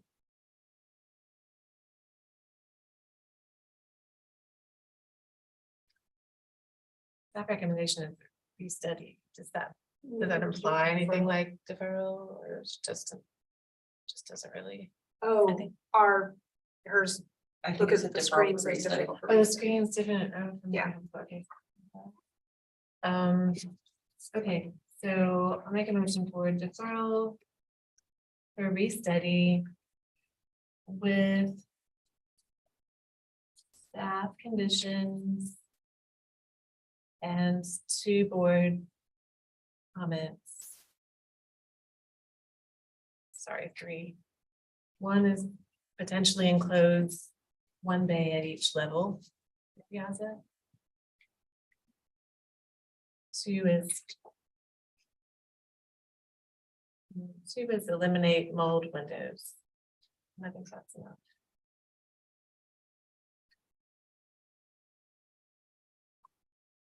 Okay, we have a motion on the floor for deferral for restudy with staff conditions and 2 board comments. First is to consider. I guess. Add something. Could we add in the site? Well, Oh, yes, yes. 3rd board comment to revise and Comprehensive site plan. enhance, yes. Okay, provide comprehensive site plan. Okay, so the first board comment, so it's a motion for deferral for restudy with staff conditions and a few board comments. 1 is to consider 1 bay on the first floor porch and reopen 1 of the bays on the second floor porch. 2, eliminate the mold windows, and 3, submit comprehensive site plan with details at preliminary.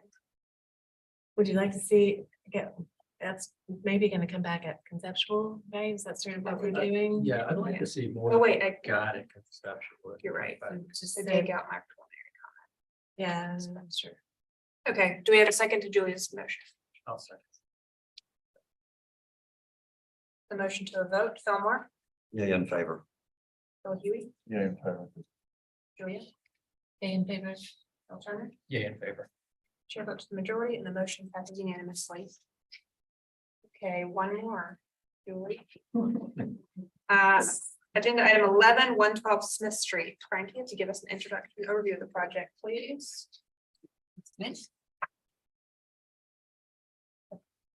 112 Smith Street is a category 4 in Radcliffe Borough, circa 1885 in the Old Historic District. They're requesting conceptual approval to restore Bishop Arch to chimney, add shutters, fenestration alterations, change lattice to louvered, add 1-story rear porch, and removal of second front stair.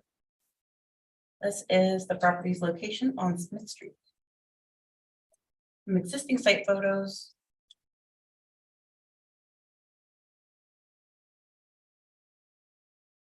Context of Smith Street.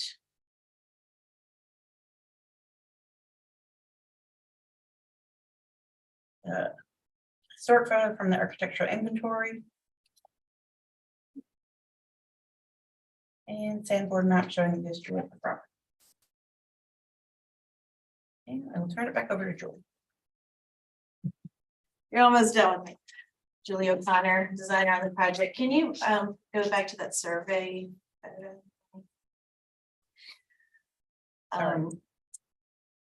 It's going crazy on me. There we go. The survey card. Oh, sorry. I thought you meant this property survey. Yeah, no, I There see. Okay, so this house built around 1885. The survey card for this house at 112 and the house right next door to the north at 114.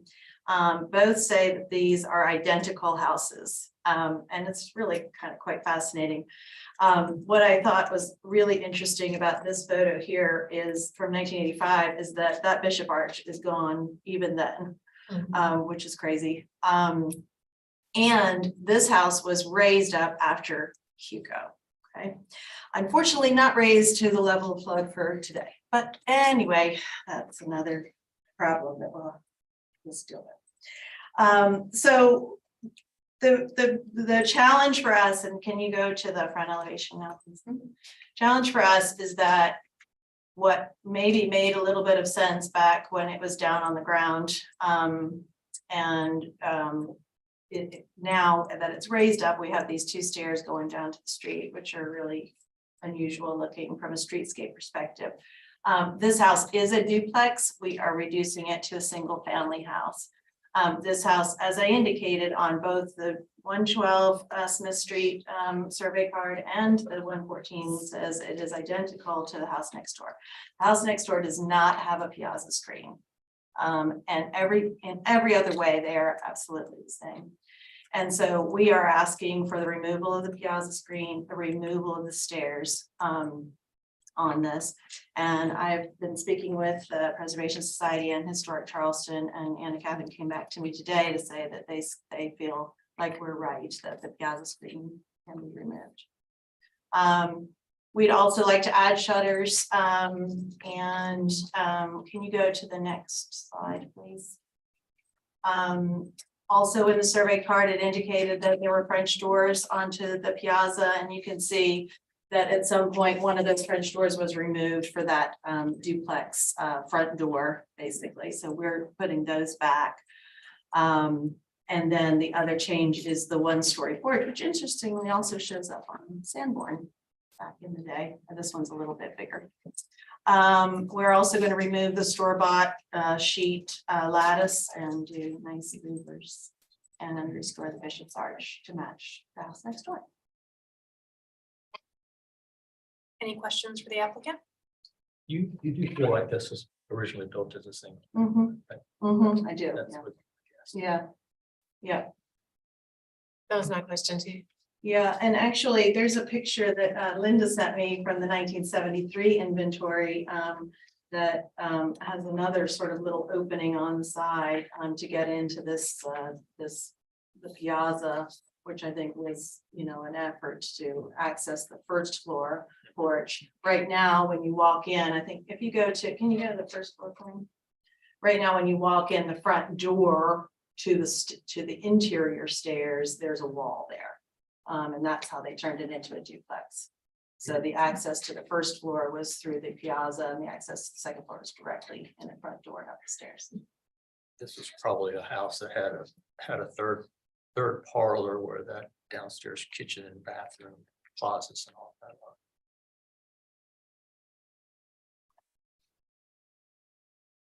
Any other questions? All right. We have no written public comment. Do we have anyone speaking? All right, Frank, could you give the city staff comments and recommendations, please?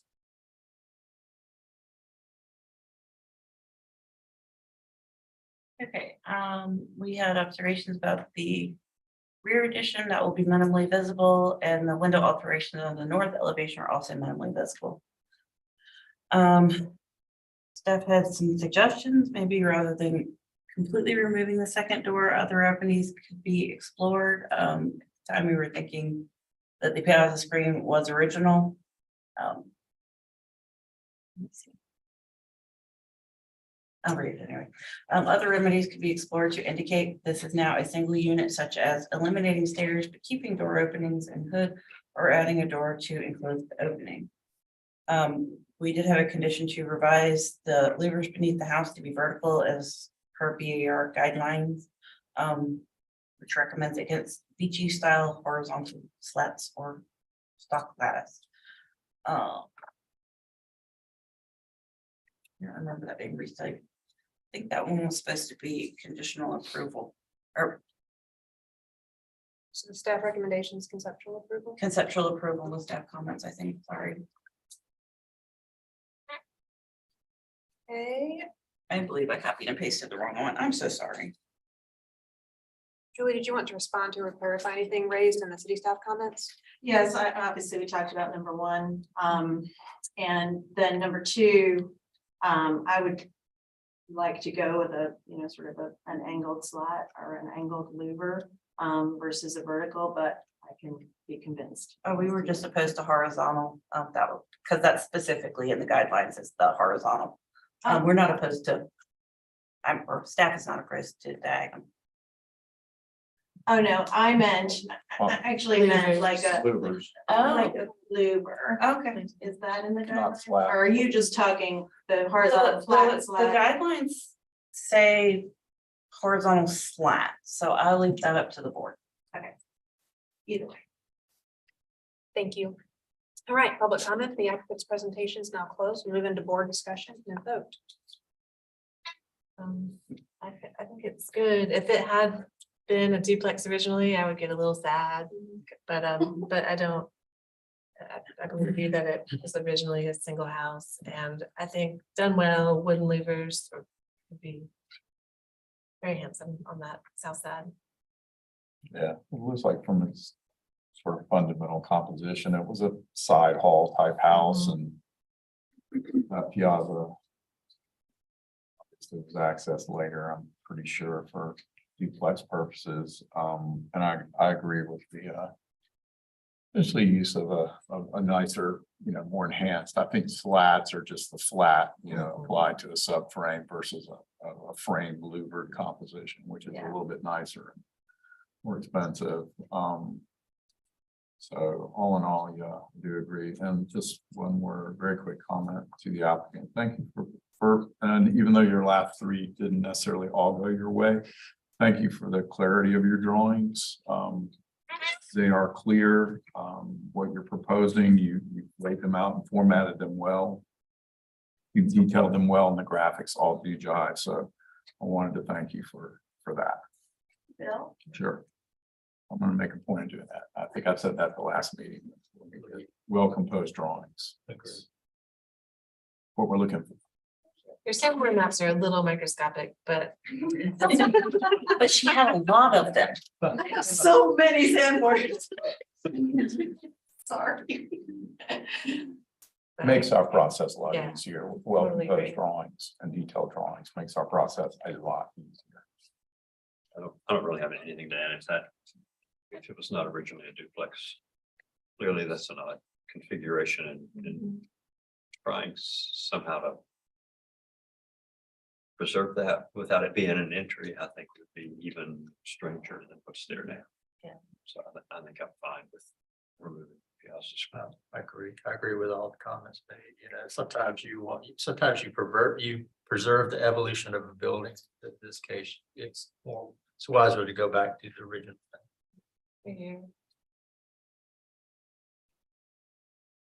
I'll just make a motion for conceptual approval with final review by staff. That was staff comments. I don't know. Just No. final review by staff. Yeah. All right, we have a motion on the floor for conceptual approval with final review by staff. Do I have a second? Okay. Fillmore, I'll give it to you. Put the motion to a vote. Bill Turner, Yeah, in favor. Bill Hughes, Yeah. Juliet, In favor. Fillmore. Yeah, in favor. Chair votes to the majority and the motion passes unanimously. Thank you, Julie. Okay, agenda item 12 is 4 Trumbo Street. So, we're gonna take a short 10-minute break. We'll be back at 6:39. Yeah, we're getting through these. Oh, I'm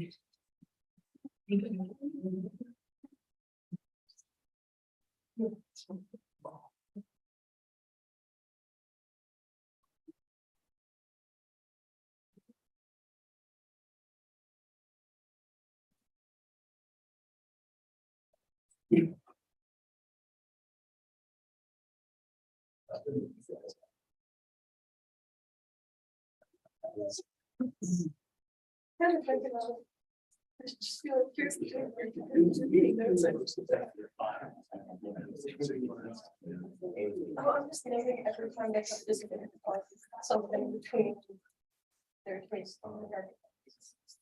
I'm also noting.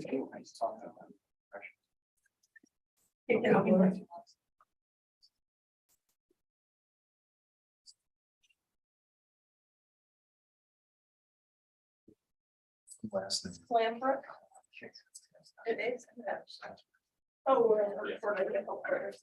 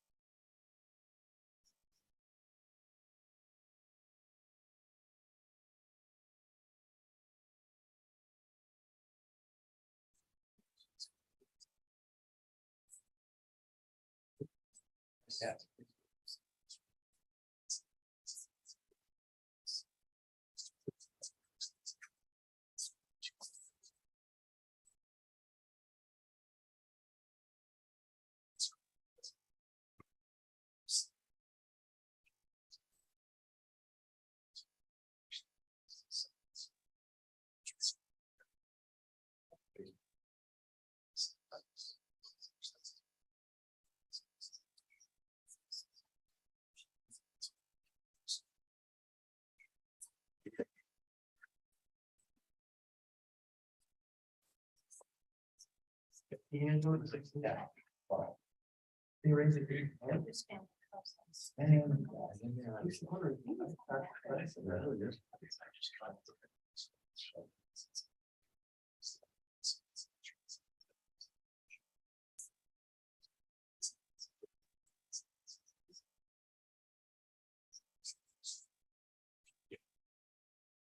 Because he has that move like just training all like. Yeah, that's the cat was all represented.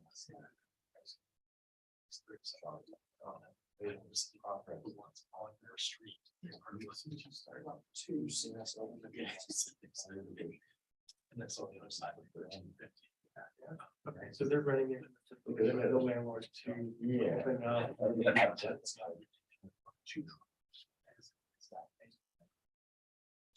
Sounds.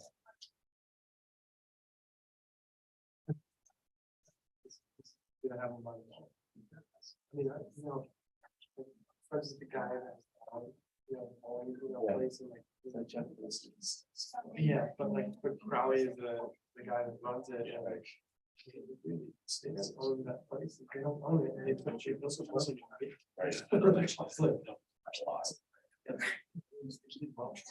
Some the first 6, 7 years. That was, I mean, it's. It's, you know, part of it is selling the property. So they're gonna, it's gonna become a hotel, it's 5 or 6 or 7 years, whatever it is, but like, I mean, it's kind of like. Why did you buy a bowling alley?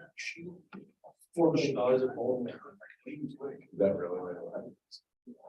Yeah. So it's a where. Just to. And all that place, it's, you know, I mean, it's 50, you know, 60 foot ceiling.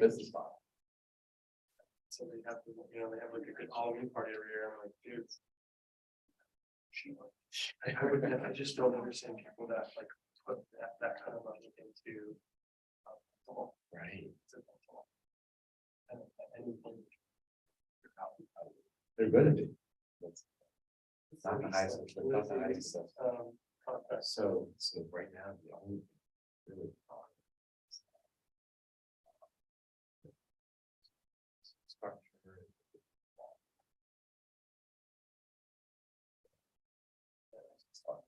So they couldn't afford to just try to make an offer.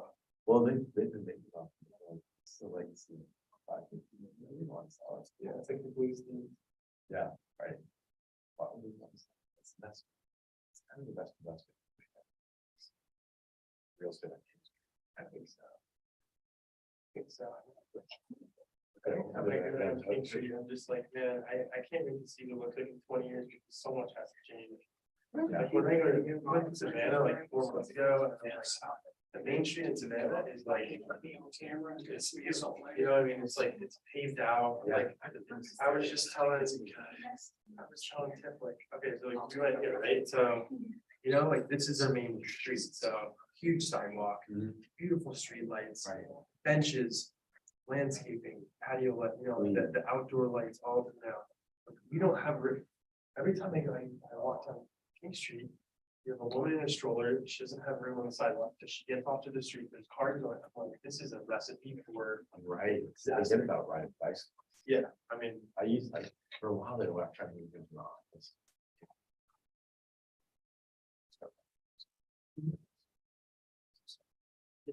Yeah. Every time I get. In my life, if I had. I am so shitless to ride bike in Charleston. Yeah. Oh, yeah. No, for sure, but yeah, we'll see. I mean, I just can see what, like, I look at pictures of King Street from like 1950s, it's so beautiful. It looks like that. All brick pavers and. And they're like crazy signs. Yeah. Lights across the street, and everyone's like, just doing what they want, and it's still.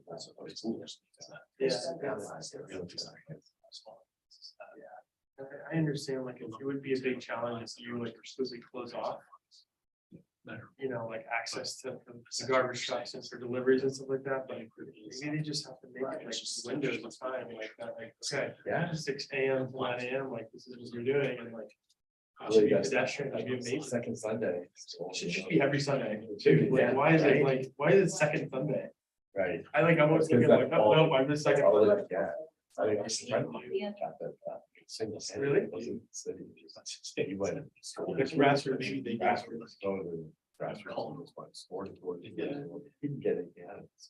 Awesome. And actually, when I started thinking about that, I was like, we're gonna need your great ideas. Yeah. But I saw that you got, like, some said you got some comments already, like yesterday.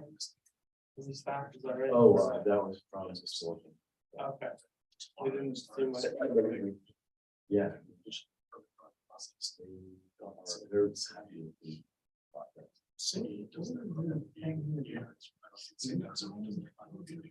That was, these guys were just driving to, No, they just have to look at it and make sure. Yeah, they're basically gonna watch it up and I get this. What they don't.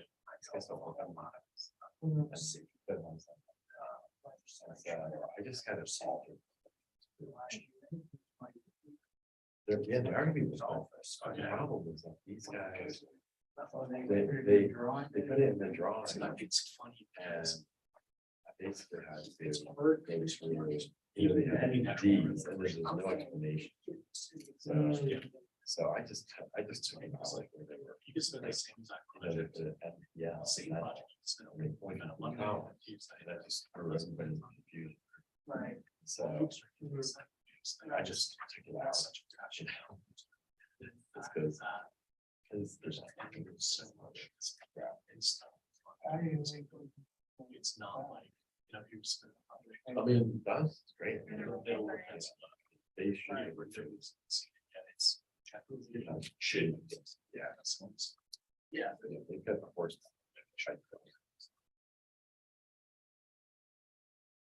good. I'm sure it's gonna be a process, but. And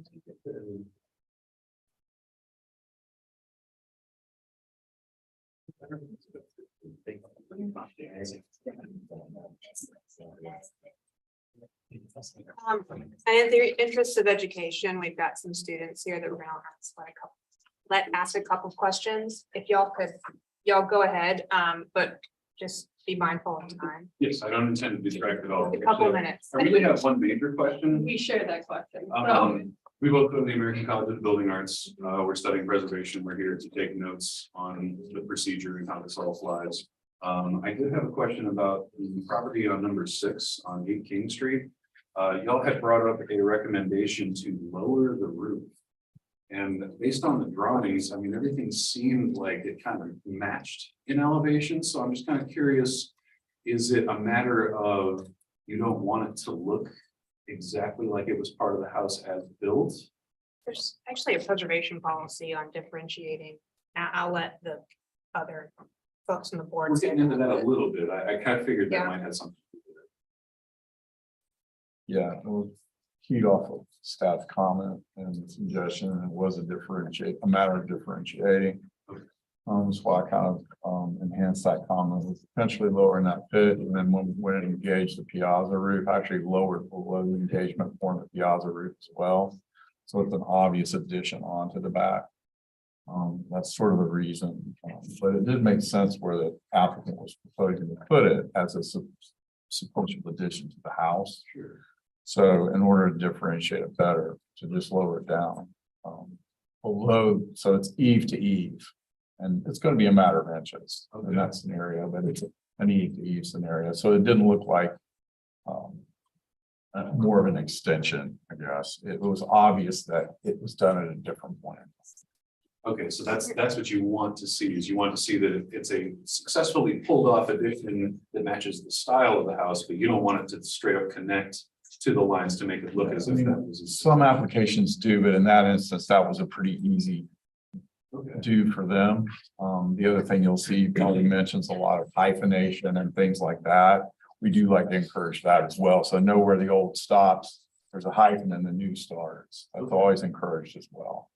So it's not for any aesthetic reason, like you guys didn't see, because it looked to me on that like from the vertical section of the 3rd floor going down to the roof of the 2nd floor, it looked almost perfectly matched as far as elevation goes. Yeah. Which I would consider a successful drawing, but at the same time, if the goal or intention is to not have it meet those points. It was a very clean scenario that was proposed. I would say that, but at the same time, clean to the degree it was seamless. And therein seamless starts to say, well, wait a minute, we want to see a seam. Okay. So that was really the reasoning. That's perfect. I expected that. I just wanted to make sure that that wasn't the case. Thanks for asking. Thank y'all. No, we don't do it. Thank you guys for your time. Okay, y'all come in anytime, hang out. The end of our education. All right, we are on agenda item 12 for Trumbo Street. Frankie, if you give us an introduction and overview of the project, please. 12 is 4 Trumbo Street. It is a category 4 in Charleston Village, circa 1870 in the Old Historic District. We're requesting preliminary approval to elevate the home, include a portion of, oh, I copied it again, didn't I? I'm so sorry. Yeah. I pulled an old slide, I'm sorry. That part has been removed, the enclosing a portion of the front porch. I grabbed the old slides again. The new entry stair, sorry. Here we go.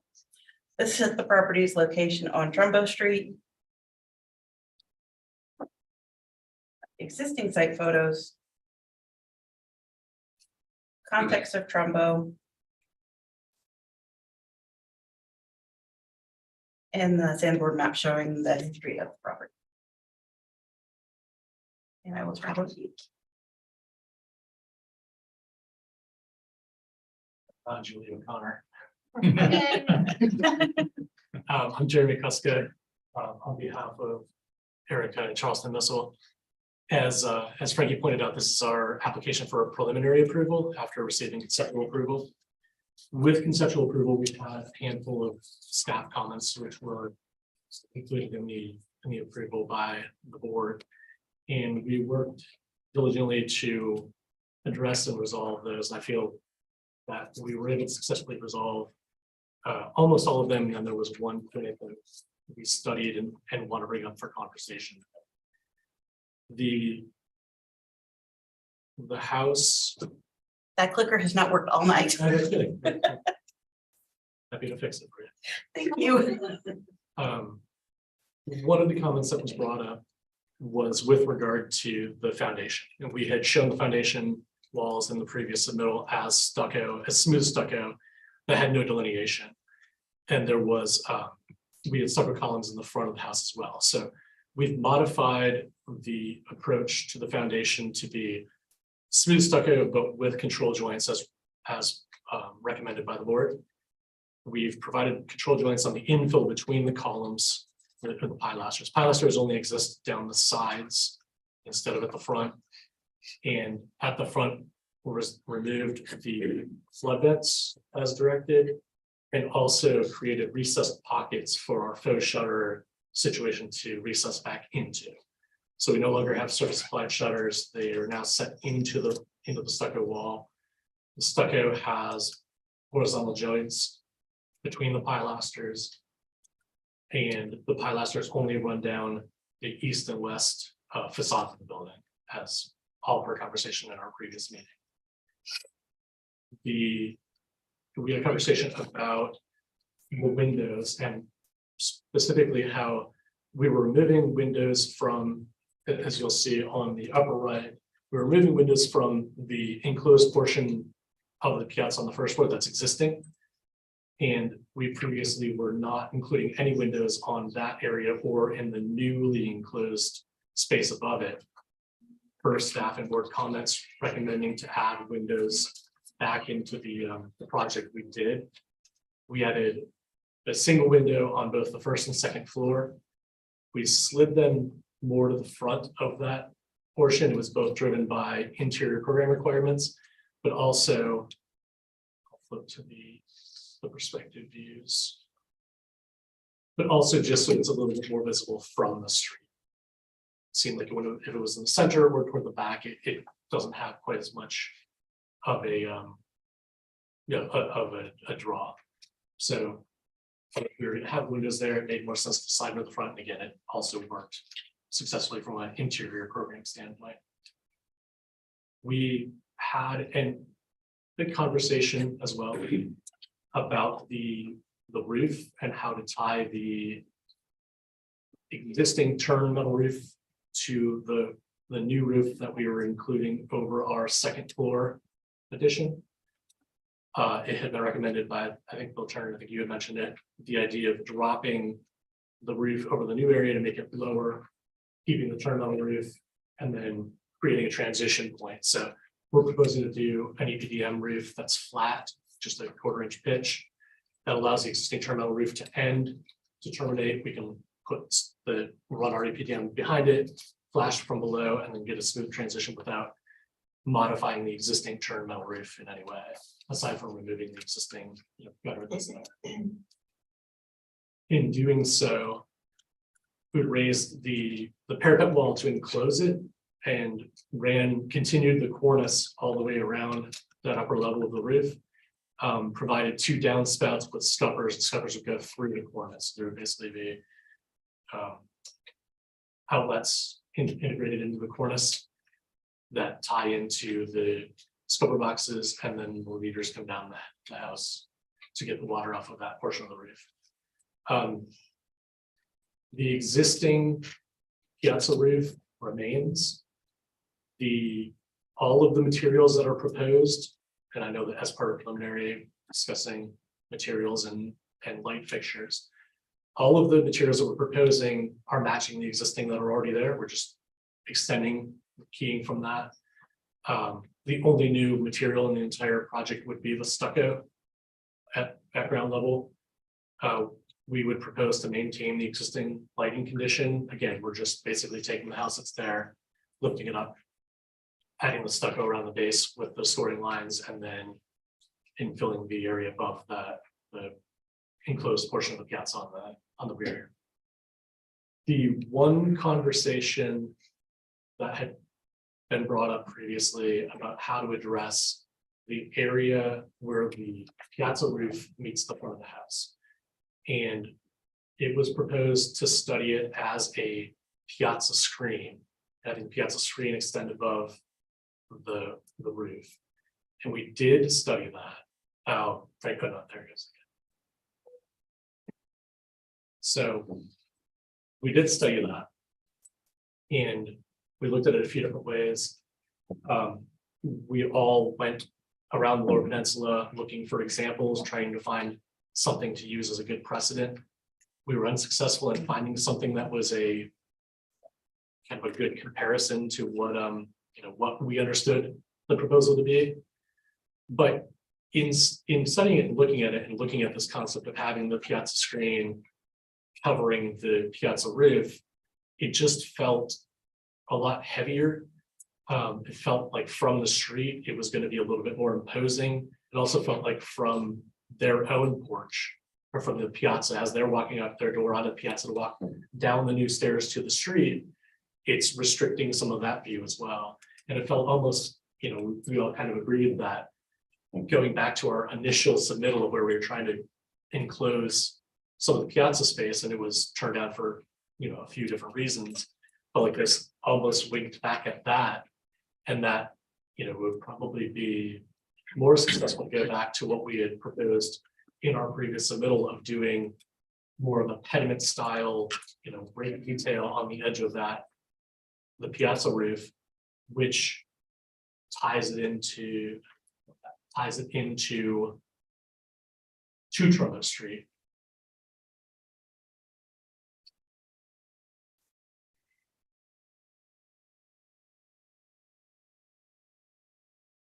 Which is all the way, I can't see it, but it would be the building all the way to the right on that strip, yeah.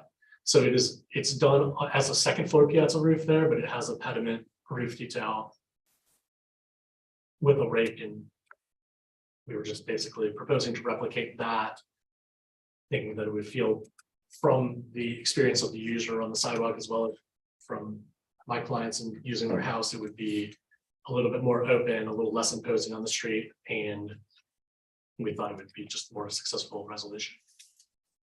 Are there any questions for the applicant? So I'm a little bit confused, I'm a little bit lost, so the drawing that we're looking at, you're not doing the piazza screen. We wanted to include the drawing to show you that we had studied it. Okay, so I guess this is not what you're doing? That is not, so it'd be the Okay. previous slide. I put the little X. on it. Yeah. Do you have it in the elevations? I don't Yes, see it. yeah, both sets of elevations are included as well. Again, we wanted you to know that we did study it. Okay. And that it wasn't a decision made without some effort.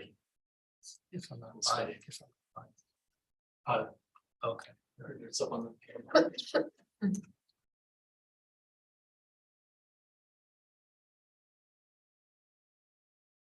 Any other questions? All right, thank you. We have no written public comment. Do we have anyone speaking? All right, give us these staff comments and recommendations, please.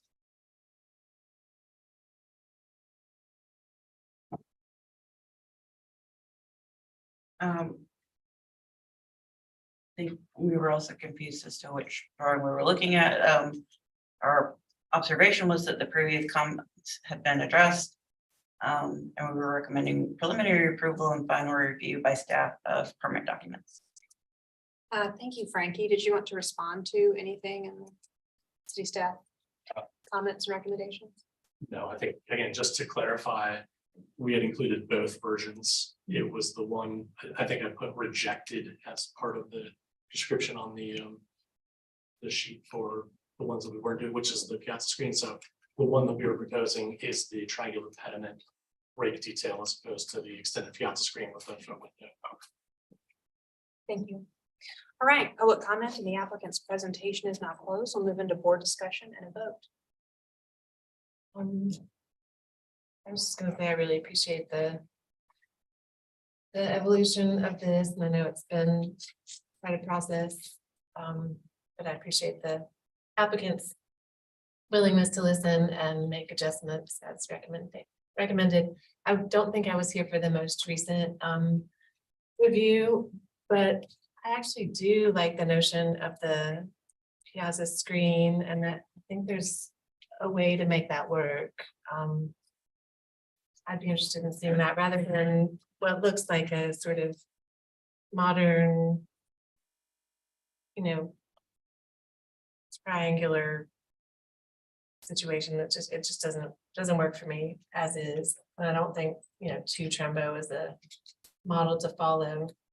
And then in terms of the foundation treatment, I think louvers would be preferable between piers without that sort of beam element. I could go for masonry between the piers on the east side for, privacy and security at that property line, but I think on the west side, it should be more open between just traditional masonry piers. I think there's been a little bit of kind of misunderstanding and all.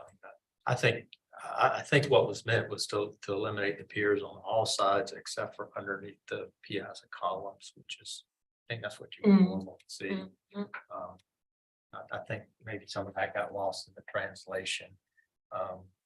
I think another thing that kind of got lost in the translation is the scoring of the stucco on the base instead of the just horizontal lines.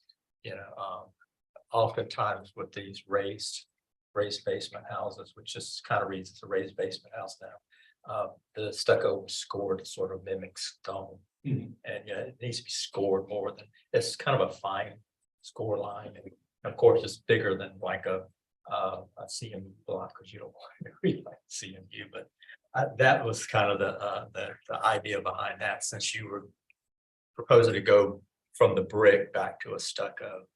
But I think the project has made great strides and it's looking really good. I would have liked to have seen a piazza screen detail section. I agree with Julia. I think your piazza screen with the west opening above the door, I think that's a better option. I think that's what Bill brought up at the last meeting, was kind of to go in that direction.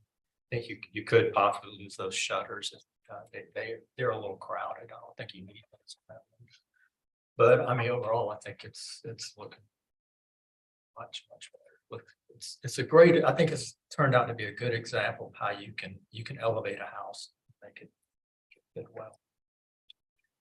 I forgot what comment I was going to make, just thanking you and the owners of this house for investing in the preservation of this property and sustainability. I guess I have a question of Frankie. So you related to some misunderstanding. Were your comments based- I think I misunderstood Tori's comment, that's all. Okay. Well, I just didn't know if your comments were based on the sheet showing the piazza screen, or were they based on this sheet that the applicant's saying is the proposal? No, we did not have any objection. When I first read it, I thought what her comment said was it had been addressed as that had what was done, not that they had studied it and decided against. So I was confused for a second. Never mind. Okay, I don't know what you said, but yeah. My confusion was based on something that I had talked about with Tori, so I apologize. Okay, so your recommendation based on one or the other of these scenarios, I guess I should ask that. Which is it based on? This one? I think Tori was fine. Just Or seeing that what they one. had said. Tori was fine with it. Tori was based on, I'm sure she was looking at the correct one. I looked at This is the one. correct one. Yes. This is the correct one with the triangle. Yes. Yeah, I would say I still have the same reservations I've had all along about that. The fact that throughout this green is now this sort of floating element that's not really engaging the piazza in a logical way. And it's a really an anomaly. It's odd. And it's there can be a lot of difficult, number one, just a lot of difficult construction issues, flashing issues and things like that.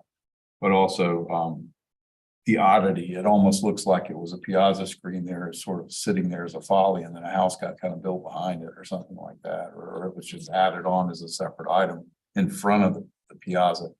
The example of Two Trumbo is much different in the fact that you can see the columns actually sit on the screen wall, and that's what we usually are looking to see, is that linear relationship instead of the piazza screen sitting forward and at an awkward height to the railing. So I still have the same reservations about that condition. It's just extremely odd, and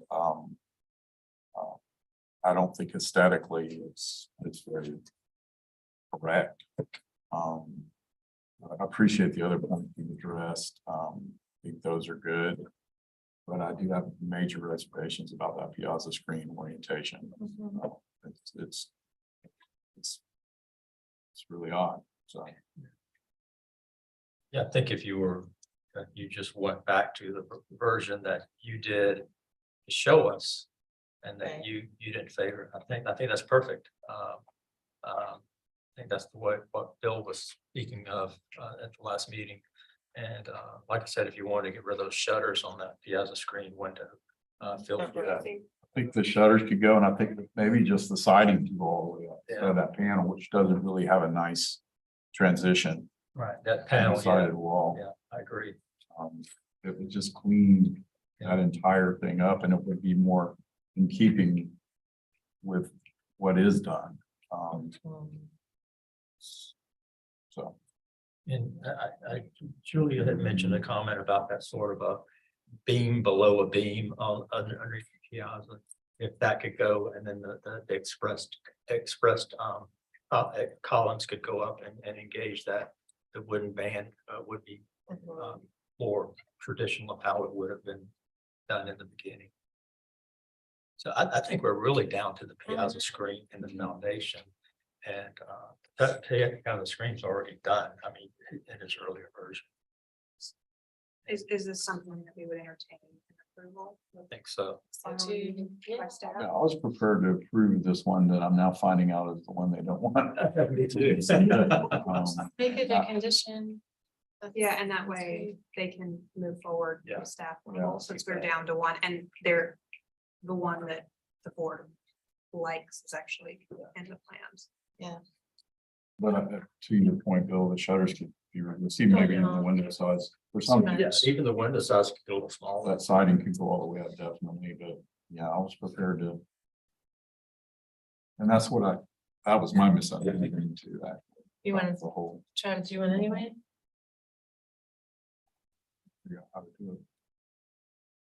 Because actually, he presented, that's not what he's presenting. Right, He's presented that as a study and decided he doesn't want to right. pursue it, so I don't. Well, I mean, I don't know. I'll try. I'll try a motion for preliminary approval with board conditions to adopt the piazza screen approach shown on A11X.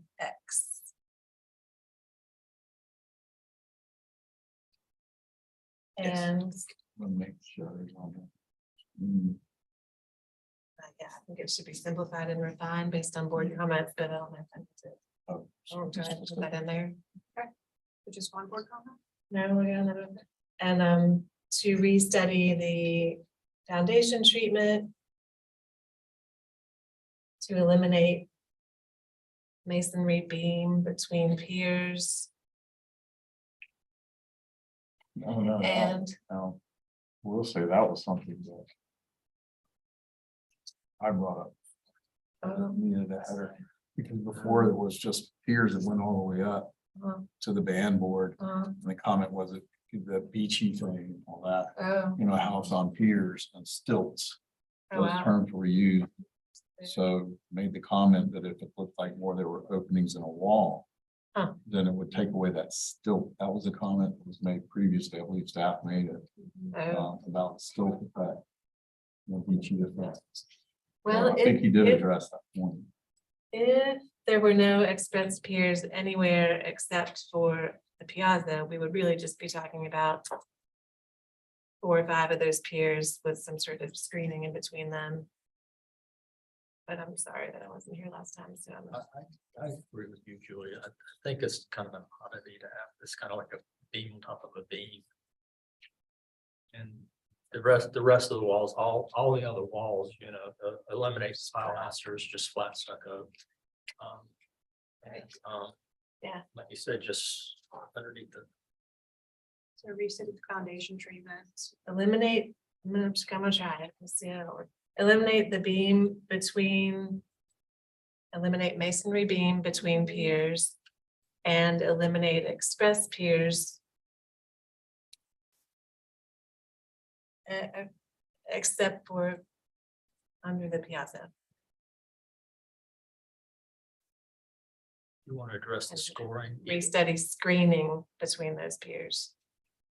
Should we address the scoring, either no scoring or, No scoring, you know, I yeah, think it's better than the horizontal scoring is just an oddity.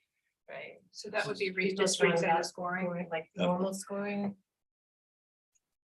Almost there.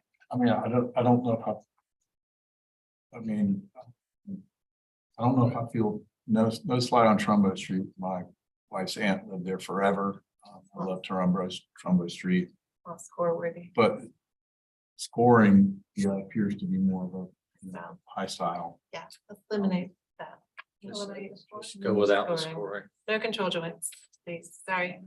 And I see the point about the beam because the way it's executed, there are actually openings adjacent to this sort of beam section under the piazza that actually go all the way up anyway. Mhm, So that's what's creating the sort of effect of an oddity there. mhm. Yeah.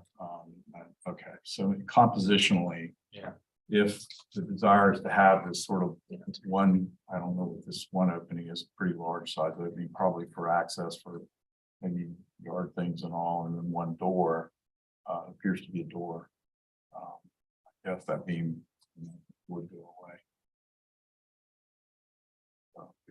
Were you gonna do fund review by staff? And I think final review by staff, is that okay, Frankie? And if we needed to get in there. That there's no need for scoring, and we don't want scoring, if that's in there. I would eliminate. That's a third comment. Okay. We have a motion on the floor, for preliminary approval with a few board comments. 1, to adopt the piazza screen approach shown in A11X. 2, to redo the foundation treatment to eliminate the masonry beam between the piers and eliminate the express piers except under the piazza. And restudy spacing between the piers, and then third comment to eliminate the scoring, and final review by staff. Do I have a second to Julia's motion? You know what, I'm just gonna, I'm not sure if this was clear, but I think under the piazza, I don't think it should be masonry between the piers. Right. Sorry, that's I think to be another comment. So Lighten the screening between piers under piazza.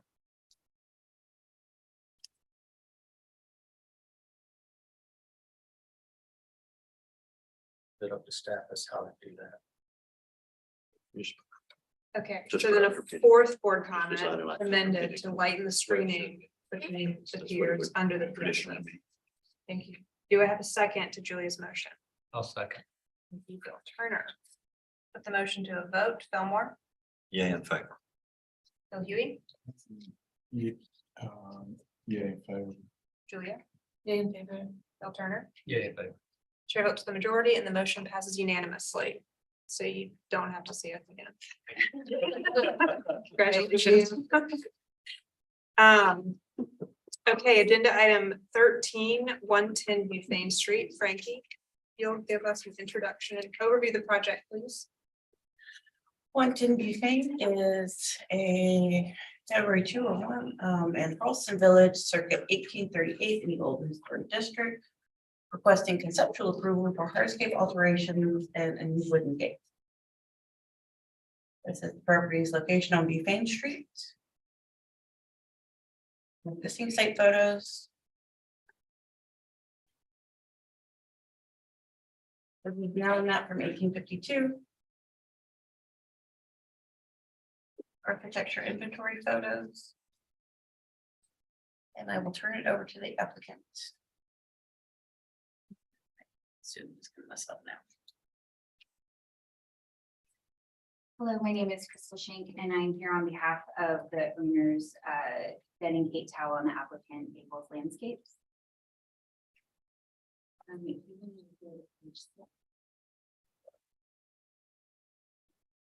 this is the main part of the application where we're going to be maintaining the existing brick drive.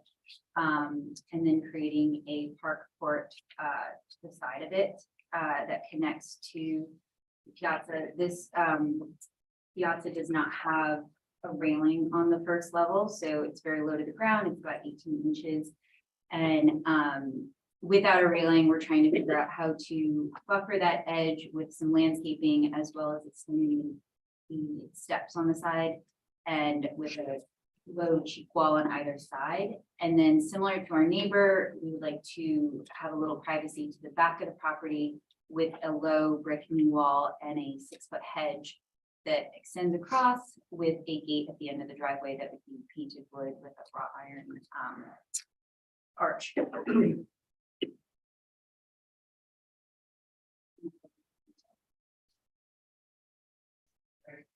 No, no problem. First page. Yep.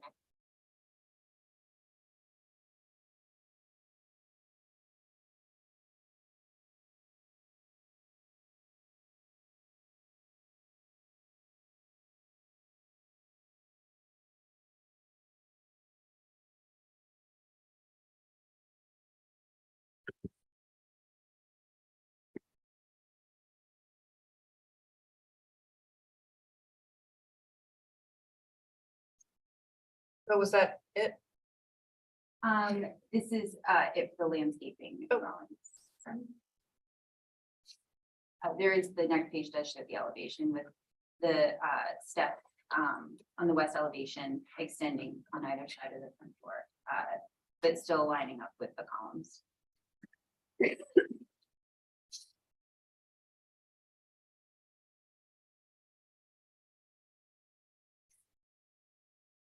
Are there any questions for the applicant? I have a couple of them. What are you gonna do with the pool? If you go to, I think, 5 at the pool.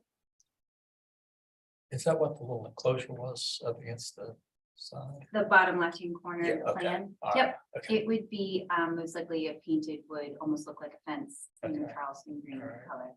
And the other question. I'll show it. Just. This line here. Between the parking court and front. Mhm. Is that a wall? There? See, coming off the front corner. So it's for this particular property, the front lawn is higher than the street So that's like a retaining wall. a little bit, but like very low because as you come in the driveway, there is already a retaining wall alongside the first part of the driveway. And so it just kind of helps contain the yard. I'll continue that. Okay. Any other questions? All right, thank you. We get no written public comments submitted. Anyone speaking? All right, Frankie, will you give us the staff comments and recommendations, please? We got observation that currently parking is at the rear. Staff conditions for approval is to reduce hardscaping to that required by zoning. The BAR hardscaping policy indicates that paving should be limited to the minimum required for driveway access and a reasonable amount for recreational use. And parking is currently forward of the house, Staff recommends pulling this back behind the front facade of the house and to study screening mechanisms, perhaps moving the wall to the front block to block the view of this large parking area. Staff recommendation is deferral for restudy. Did you want to respond to or clarify anything in the city staff comments? There's going to be almost 2 layers of screening for the property. We're going to be retaining the existing wrought iron fence and doing a tall for the first head behind it in a lot of properties downtown. So the main front yard will be screened as well as the majority of any parking. And then we, rather than have like any sort of hardscape at the back of the property, we want to have a backyard. So that's why it's being brought to the front of the property with another layer of screening between that and the back of the property. And this is similar to how the neighbor has addressed their property's hardscaping and softscaping as well. Thank you. All right, public comment. The applicant's presentation is now closed. We'll move into board discussion and vote.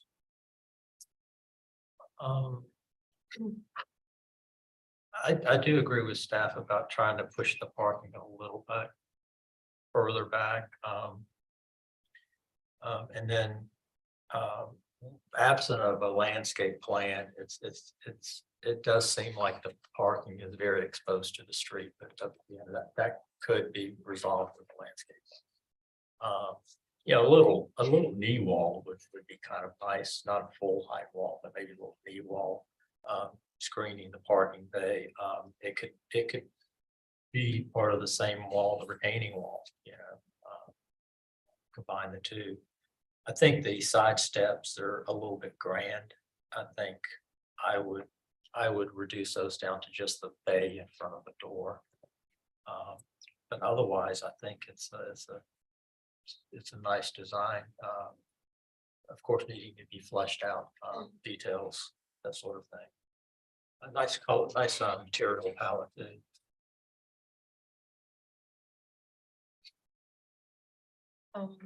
Yeah, I agree. I personally don't have an issue with the wide steps. They're kind of cool, and I do agree with staff and Bill Turner that southernmost piece of the parking court, you couldn't really access that with a car anyway, without a lot of points of a turn. So I think if that southernmost little ribbon of concrete were removed, I think that would be really helpful. And the width of that, it's hard to tell here, but do you happen to know offhand how wide that parking court is? It's about North to south? 20 by 40, so that ribbon is around 8 feet. Lining up with the property. Yeah. I mean, yeah, that's way more than enough for a single family house, but yeah. I think that was- Agree with. Comments have been made, your minor point, this is a detail issue.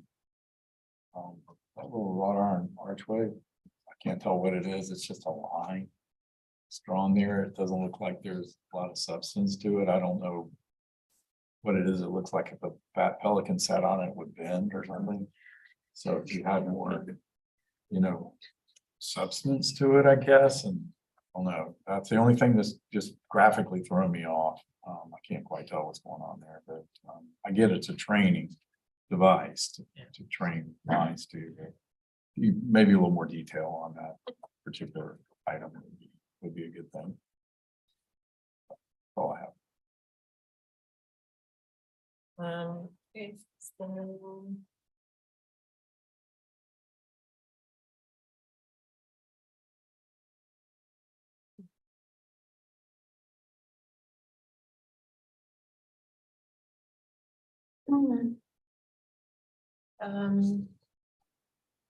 I'll make a motion for conceptual approval.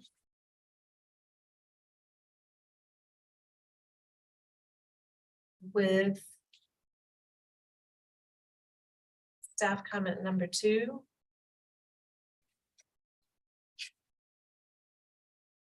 That's too confusing.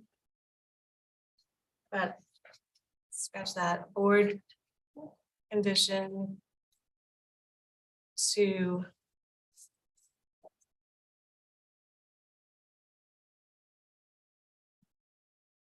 reduce the parking court to align with the southernmost piazza column. And anything else? Study the weight of the arch. Iron arch, yeah, just provide you more details of the iron archway. Provide details of iron arch. And final review by staff.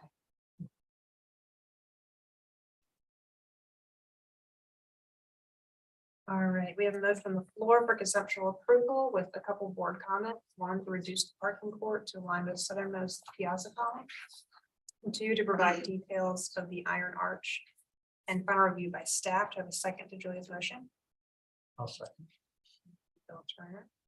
The motion to a vote, Bill Huey, In favor. Bill Moore, Yeah, in favor. Julia, In favor. Bill Turner. Yeah. Chair votes majority and the motion passes unanimously. Yes. Need a four. Yeah, agenda item 14, 42 State Street. Frankie, if you'll give us an introduction and overview of the project.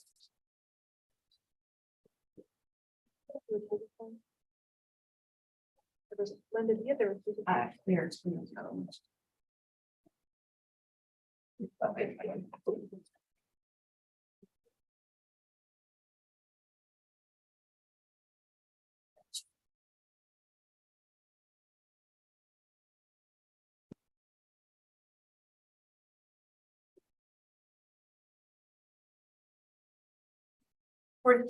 State Street is a category 2 in the French Quarter, circa 1816 in the Old Historic District, requesting approval for new gas lanterns and iron drive gates.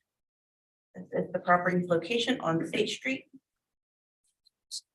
Existing site photos. Some context of State Street.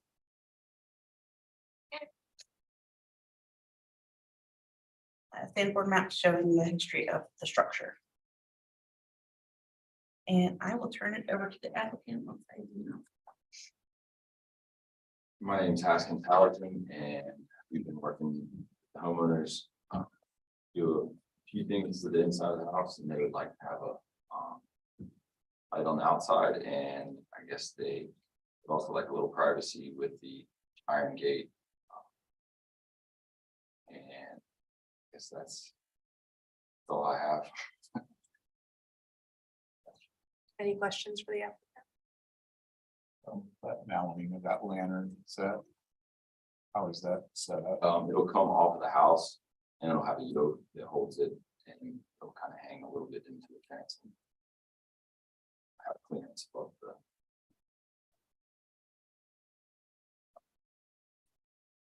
Projection out. The lantern will be out from the Roughly 18 inches. 18 inches. What's the projection of the balcony? Just curious. I think it's about 2 feet. It's not very deep.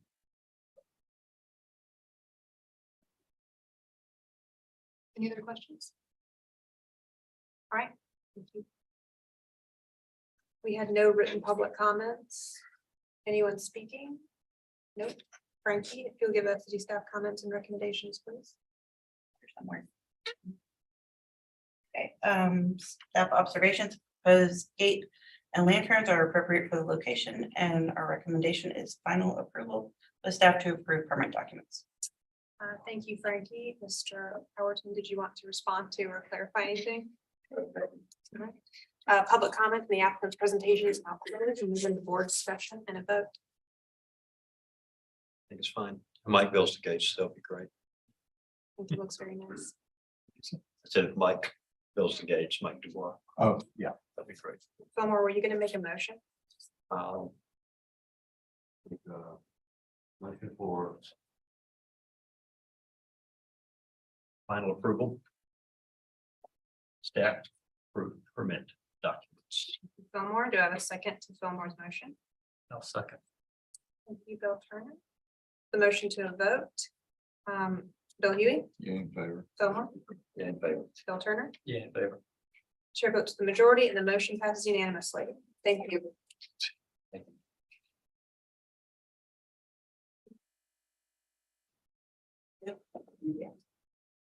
Agenda item 15, 438 King Street.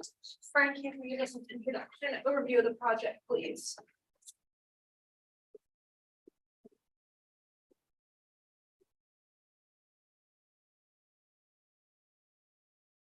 King Street is a category 3 in the Deep Red Borough Circuit, 1872 to 1880 in the Old Historic District, requesting conceptual approval for renovation and conversion of existing structure to a small hotel with rear addition.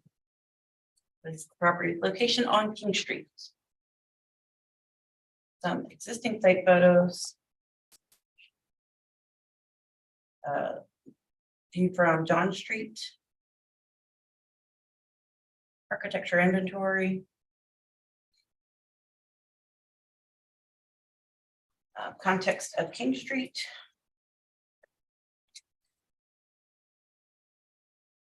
And I will turn it over to the applicants.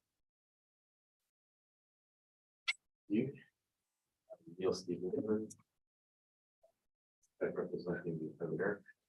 And we've seen this project before. Just in general, I just wanted to state that the overall intention is to restore this building back to its original historical form and just keeping as much of the original fabric as possible. So I know there was some confusion with the drawings in the last presentation, where some of the original wood columns were showing like an MTL metal. And that was kind of confusing. So we've been just trying to clean that up to just help with clarity. But the intention is to keep all the original fabric as much as possible. So there's a few points here that I wanted that we went over some of the concerns with the board and actually with some of the historical groups and neighbors that we tried to address in this proposal. I guess the most important one, or one of the bigger items, was to reduce the height of the tower, the stair and elevator tower, so that it was subordinate to the main building, which we have done. We're still trying to reduce it a little bit as it's possible, but I think that we've come down enough where there's no question as to the height of the tower is definitely lower than the main building. And and I also want to make it clear that the elevator does not access the 4th floor, it just accesses the 3rd floor. And then there's a question about that. And also the penthouse with the stair is pushed pretty far back into the tower, so to make it less visible. So it's really not going to be that visible from the street. And I think even from the parking lot, it's not going to be competing with any other with the main building. There's also a issue, not with this board, but with the historical, I think his Preservation Society had made a comment, which I agree with. We, at one point, the piazzas were actually an egress path. And then we decided we would create an egress inside the building internally, and that eliminated the need for that. It also eliminated the need to extend the piazza, which we were proposing. And after further study, realized that we can eliminate that, and we did in this proposal. And so now instead of the piazza turning, with basically the hallway that's between the historical building and the tower becomes more of a hyphen, a glass hyphen between the historical building and the new tower. I think is much more successful. There was the neighbors who aren't here, but there was some concern about the wall in the parking lot crossing over an easement line. So we've corrected that in this set of drawings. There's still an issue of whether that easement's been dissolved or not, but we're not, the parking that it takes up does not become an issue, so we've just adjusted it and we'll move forward with that. There was, let's see, so all the columns are gonna be wood on the piazza. They're gonna remain wood. I think on the ground floor, the columns are not historical, but they're wood columns. And so there's been quite a bit of alteration that's gone on there. So we're gonna kind of restudy replacing the ground floor wood columns on the piazza with what would probably have been there historically that matches the second and third floor piazza better. Also, there's a covered area across the courtyard in the rear that there was some question of whether that connects to the main building and is that going to harm any of the historical fabric in the building. And so we've made sure that that was detailed so that it is a freestanding structure and it's actually not going to touch. It's really just to keep rain off people as they're coming in from the parking area.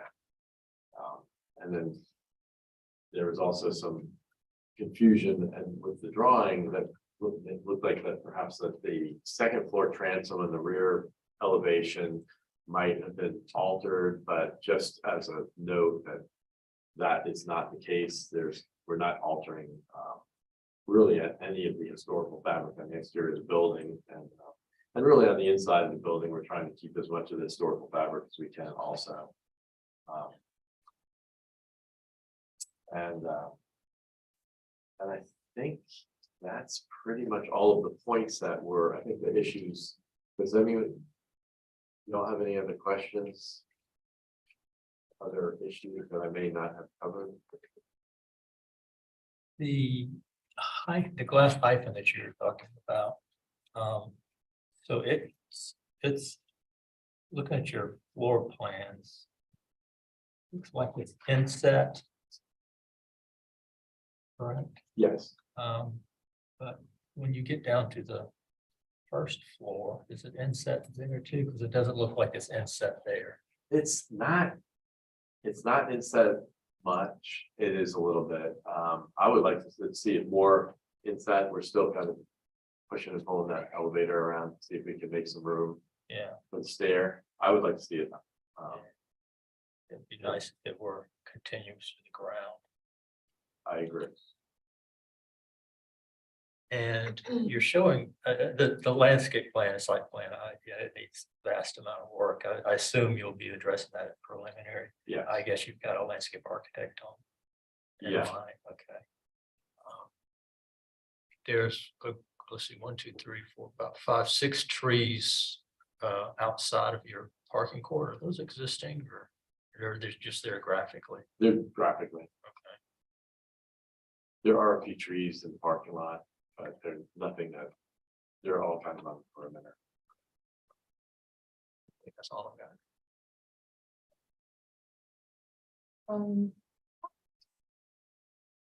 Neil, what's the proposed use of the roof space? On the tower, that's gonna be mechanical. We're trying to put as much of the mechanical up there as possible. Not all of it will go up there, but that's all utility. It's not gonna be open to the public. So in theory, would it be possible to eliminate the parapet / guardrail over the hyphen, for example? We could bring that down. There are some, just, I have a feeling that we're probably gonna take up every bit of that roof. And we do want to keep it safe, but I mean, we're fine with reducing the height of that as much as possible. It really comes down to safety and maintenance, folks. So aesthetically, we're fine with reducing that more. Will that parapet predominantly screen the mechanical? Yes. And it's a full stair that you have going up there in your little penthouse. It is. It is. If it's just mechanical, it could probably be kind of compressed, right, just for an access. I guess. Technically, most likely, most of that stuff's gonna be brought up by crane, so I guess it's. Probably could talk about that if that's. If we're trying to reduce, that would be a good place to reduce height. And then I just want to be sure that I understand the visibility concerns. There's no public right of way between Anne and John, is there? I don't believe so. No, there's no public right of way. There is an easement between owners, it's actually the city, active properties and the owner of this building. Real quick, can you go to the next sheet? Yeah. So, you know what, the glass hyphen lines all the way up. You got on this plane right here. And you go to the next sheet, Frankie. And there's that same plane. Go down to. No, down the other way, backwards Oh, sorry. to the first level, one more. So, That's what Philip was saying. Yeah, It doesn't that's- step in there. I'm trying to understand where that wall actually is. That glass wall. Or was it you, Bill Turner, who asked that? Yeah, question? Turner's asking that. Well, and I agree with the whole hyphen, and actually there's been some restudy of that elevator and stair and and I believe that that's gonna be worked out in our next rendition of this. Okay. But that is where the intent is that if you. Oh, I'm sorry, Frankie, one more, go back up to 11, drawing 11, one more up. Yeah. Is this the intention though? Yeah, Okay, and so the reason that was, there was a conflict there was because it was just getting tight with the stairs and the elevator. Because of the entrance into the elevator was off the hallway, but during the code work, we realized we could turn that elevator, it doesn't have to, and the stair can get, the hallway can get a little wider, we don't need that little vestibule. And so we pick up some space there to deal with the hyphen and the stair. And that's kind of in progress, but I agree with what you're all saying. okay. It's like, yeah, and I believe that's what you said, and then your elevation showed, right? So, yeah, this just said proposed / previous, is this both? Is this the proposed plan? Oh, yeah, right? because it was the same proposed Same as plan. previous. So now this is, on the second level and upper level, this is gonna stop right here. Right, Correct, and then there'll be a glass wall somewhere in here. yes. Okay. And those are those window openings or are those just leftover doors from the previous? I'm sorry, Where the hyphen is, it looks like doors shown there. only on the ground floor. When you go up to the, Yeah, this is the second level, so that is not there. that Evidently, door is not there anymore. I guess not, yeah, And the one coming out of the hallway. right, there, because this is gone, this is air now, Right. right?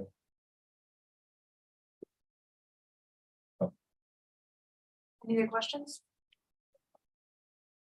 Thank you. Okay, there are no written public comments submitted.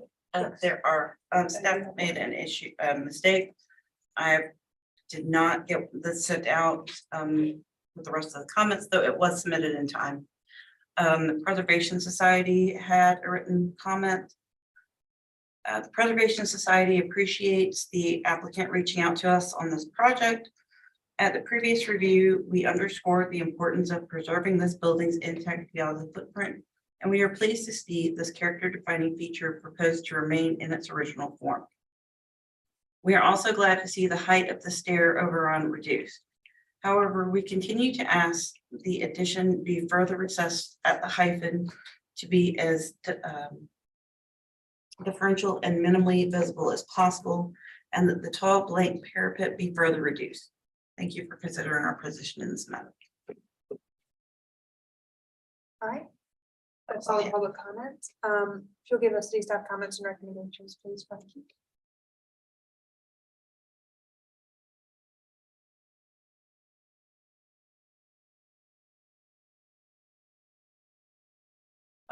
We had some observations. We had some difficulty understanding the drawings, with the penciled notes and alterations taped over it. Previous board and staff comments appear to be addressed with the exception of one noted in staff conditions. And that condition was per previously adopted comments on the second floor east elevation, the transom window should remain in place. Remove note about all materials standard or further explain. Staff recommendation is conceptual approval with these comments. Thank you, Frankie. Neil, did you want to respond to or clarify anything in the public comment or the city staff comments? Just that we would understand, I mean, there's a lot of clarifications happening. All right, public comment, the applicant's presentation is now closed. We'll move into board discussion and a vote. This is really late for me to notice and ask about, but wouldn't the addition and the penthouse be visible in the west elevation, the King Street elevation?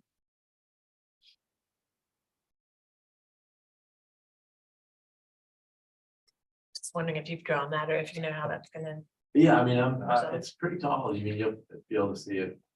I don't know if you'll be able to see it from Meeting Street. It's that far away, but you will be able to see it from John Street. It is mostly shadow or mostly covered up by 438, Adjacent building. the main building. And I was really just wondering, like, in the drawings, like, I guess eventually you'll draw something for that side of the Yeah. addition.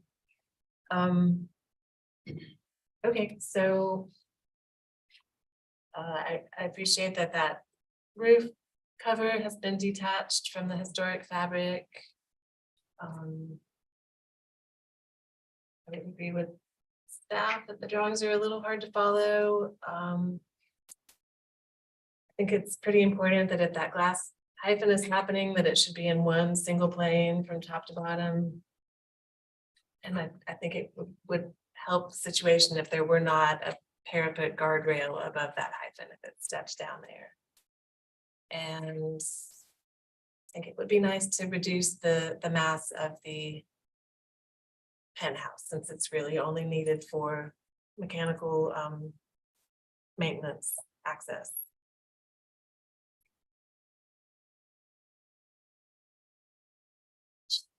I don't have anything to add to that. I agree. Question is it far enough along for consent? I think with given the inconsistencies in the drawings and the lack of the one elevation you were talking about and the need for the hiking to go to the ground and also come down as well. It's quite ready for conceptual. And also the site information is severely lacking. Would it be fair to say, though, that the applicant could come back for a preliminary, you know what I mean? I If think these so, things are yeah. addressed. I think so. Tighten it up graphically. As long as we can see it comprehensively. I see this. I think based on the prior. You get the gist of what it is, it's just not what, it's not wrong. Yeah. Yeah.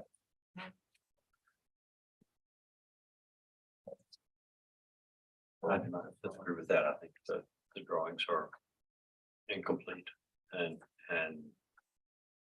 represent conditions that I think that preliminary would need to be corrected, or if we granted conceptual, I think it would have to come back here for preliminary anyway, because of the condition of the drawings. So I think either way works. Yeah, either way it works. Those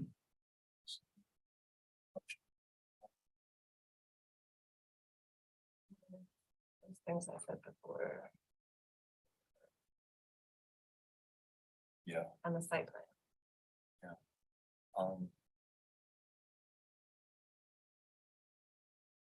You heard all the things Julia said, right? Like we just straight up make a motion for deferral, it's pending. You know. More information, coordination, plans, elevations. Seeing what we need to see from King Street. Lowering of heights, things like that. Unless we can word it, I just didn't know if, Did you just make a motion for deferral? I'm just talking through with Neil and make sure she's got it. I was either gonna make a motion for straight up deferral or we can make up those points and conditions. But I think one reason I think I'm inclined to say make a motion for deferral is for the clarity of the drawings, not so much the points.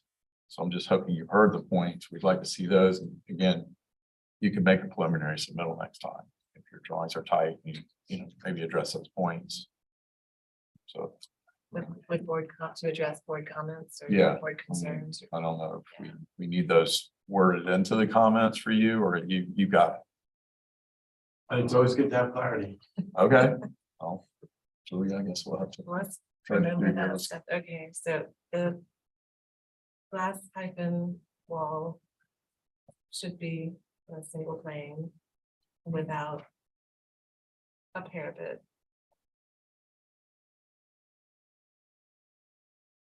Okay, reduce the mass of the penthouse access.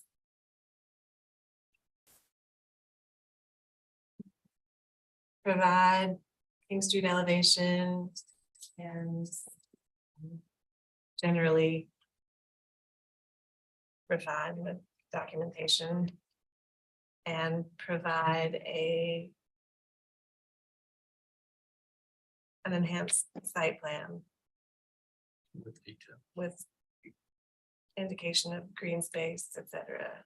I mean, not details, because, well, I guess it's gonna be preliminary, yeah, We'll with need details, yeah, information, like on the with more fountain, information. Yeah. Fountain wall, everything. Okay, Got it? we have a motion on the floor for deferral with a few board comments. One, the glass hyphen wall on a single plane without the parapet.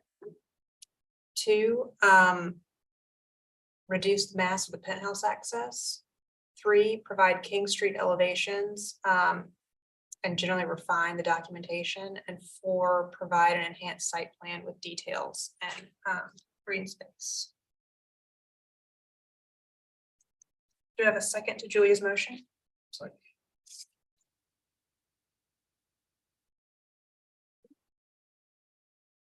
Put the motion to a vote, Bill Turner, Yeah, in favor.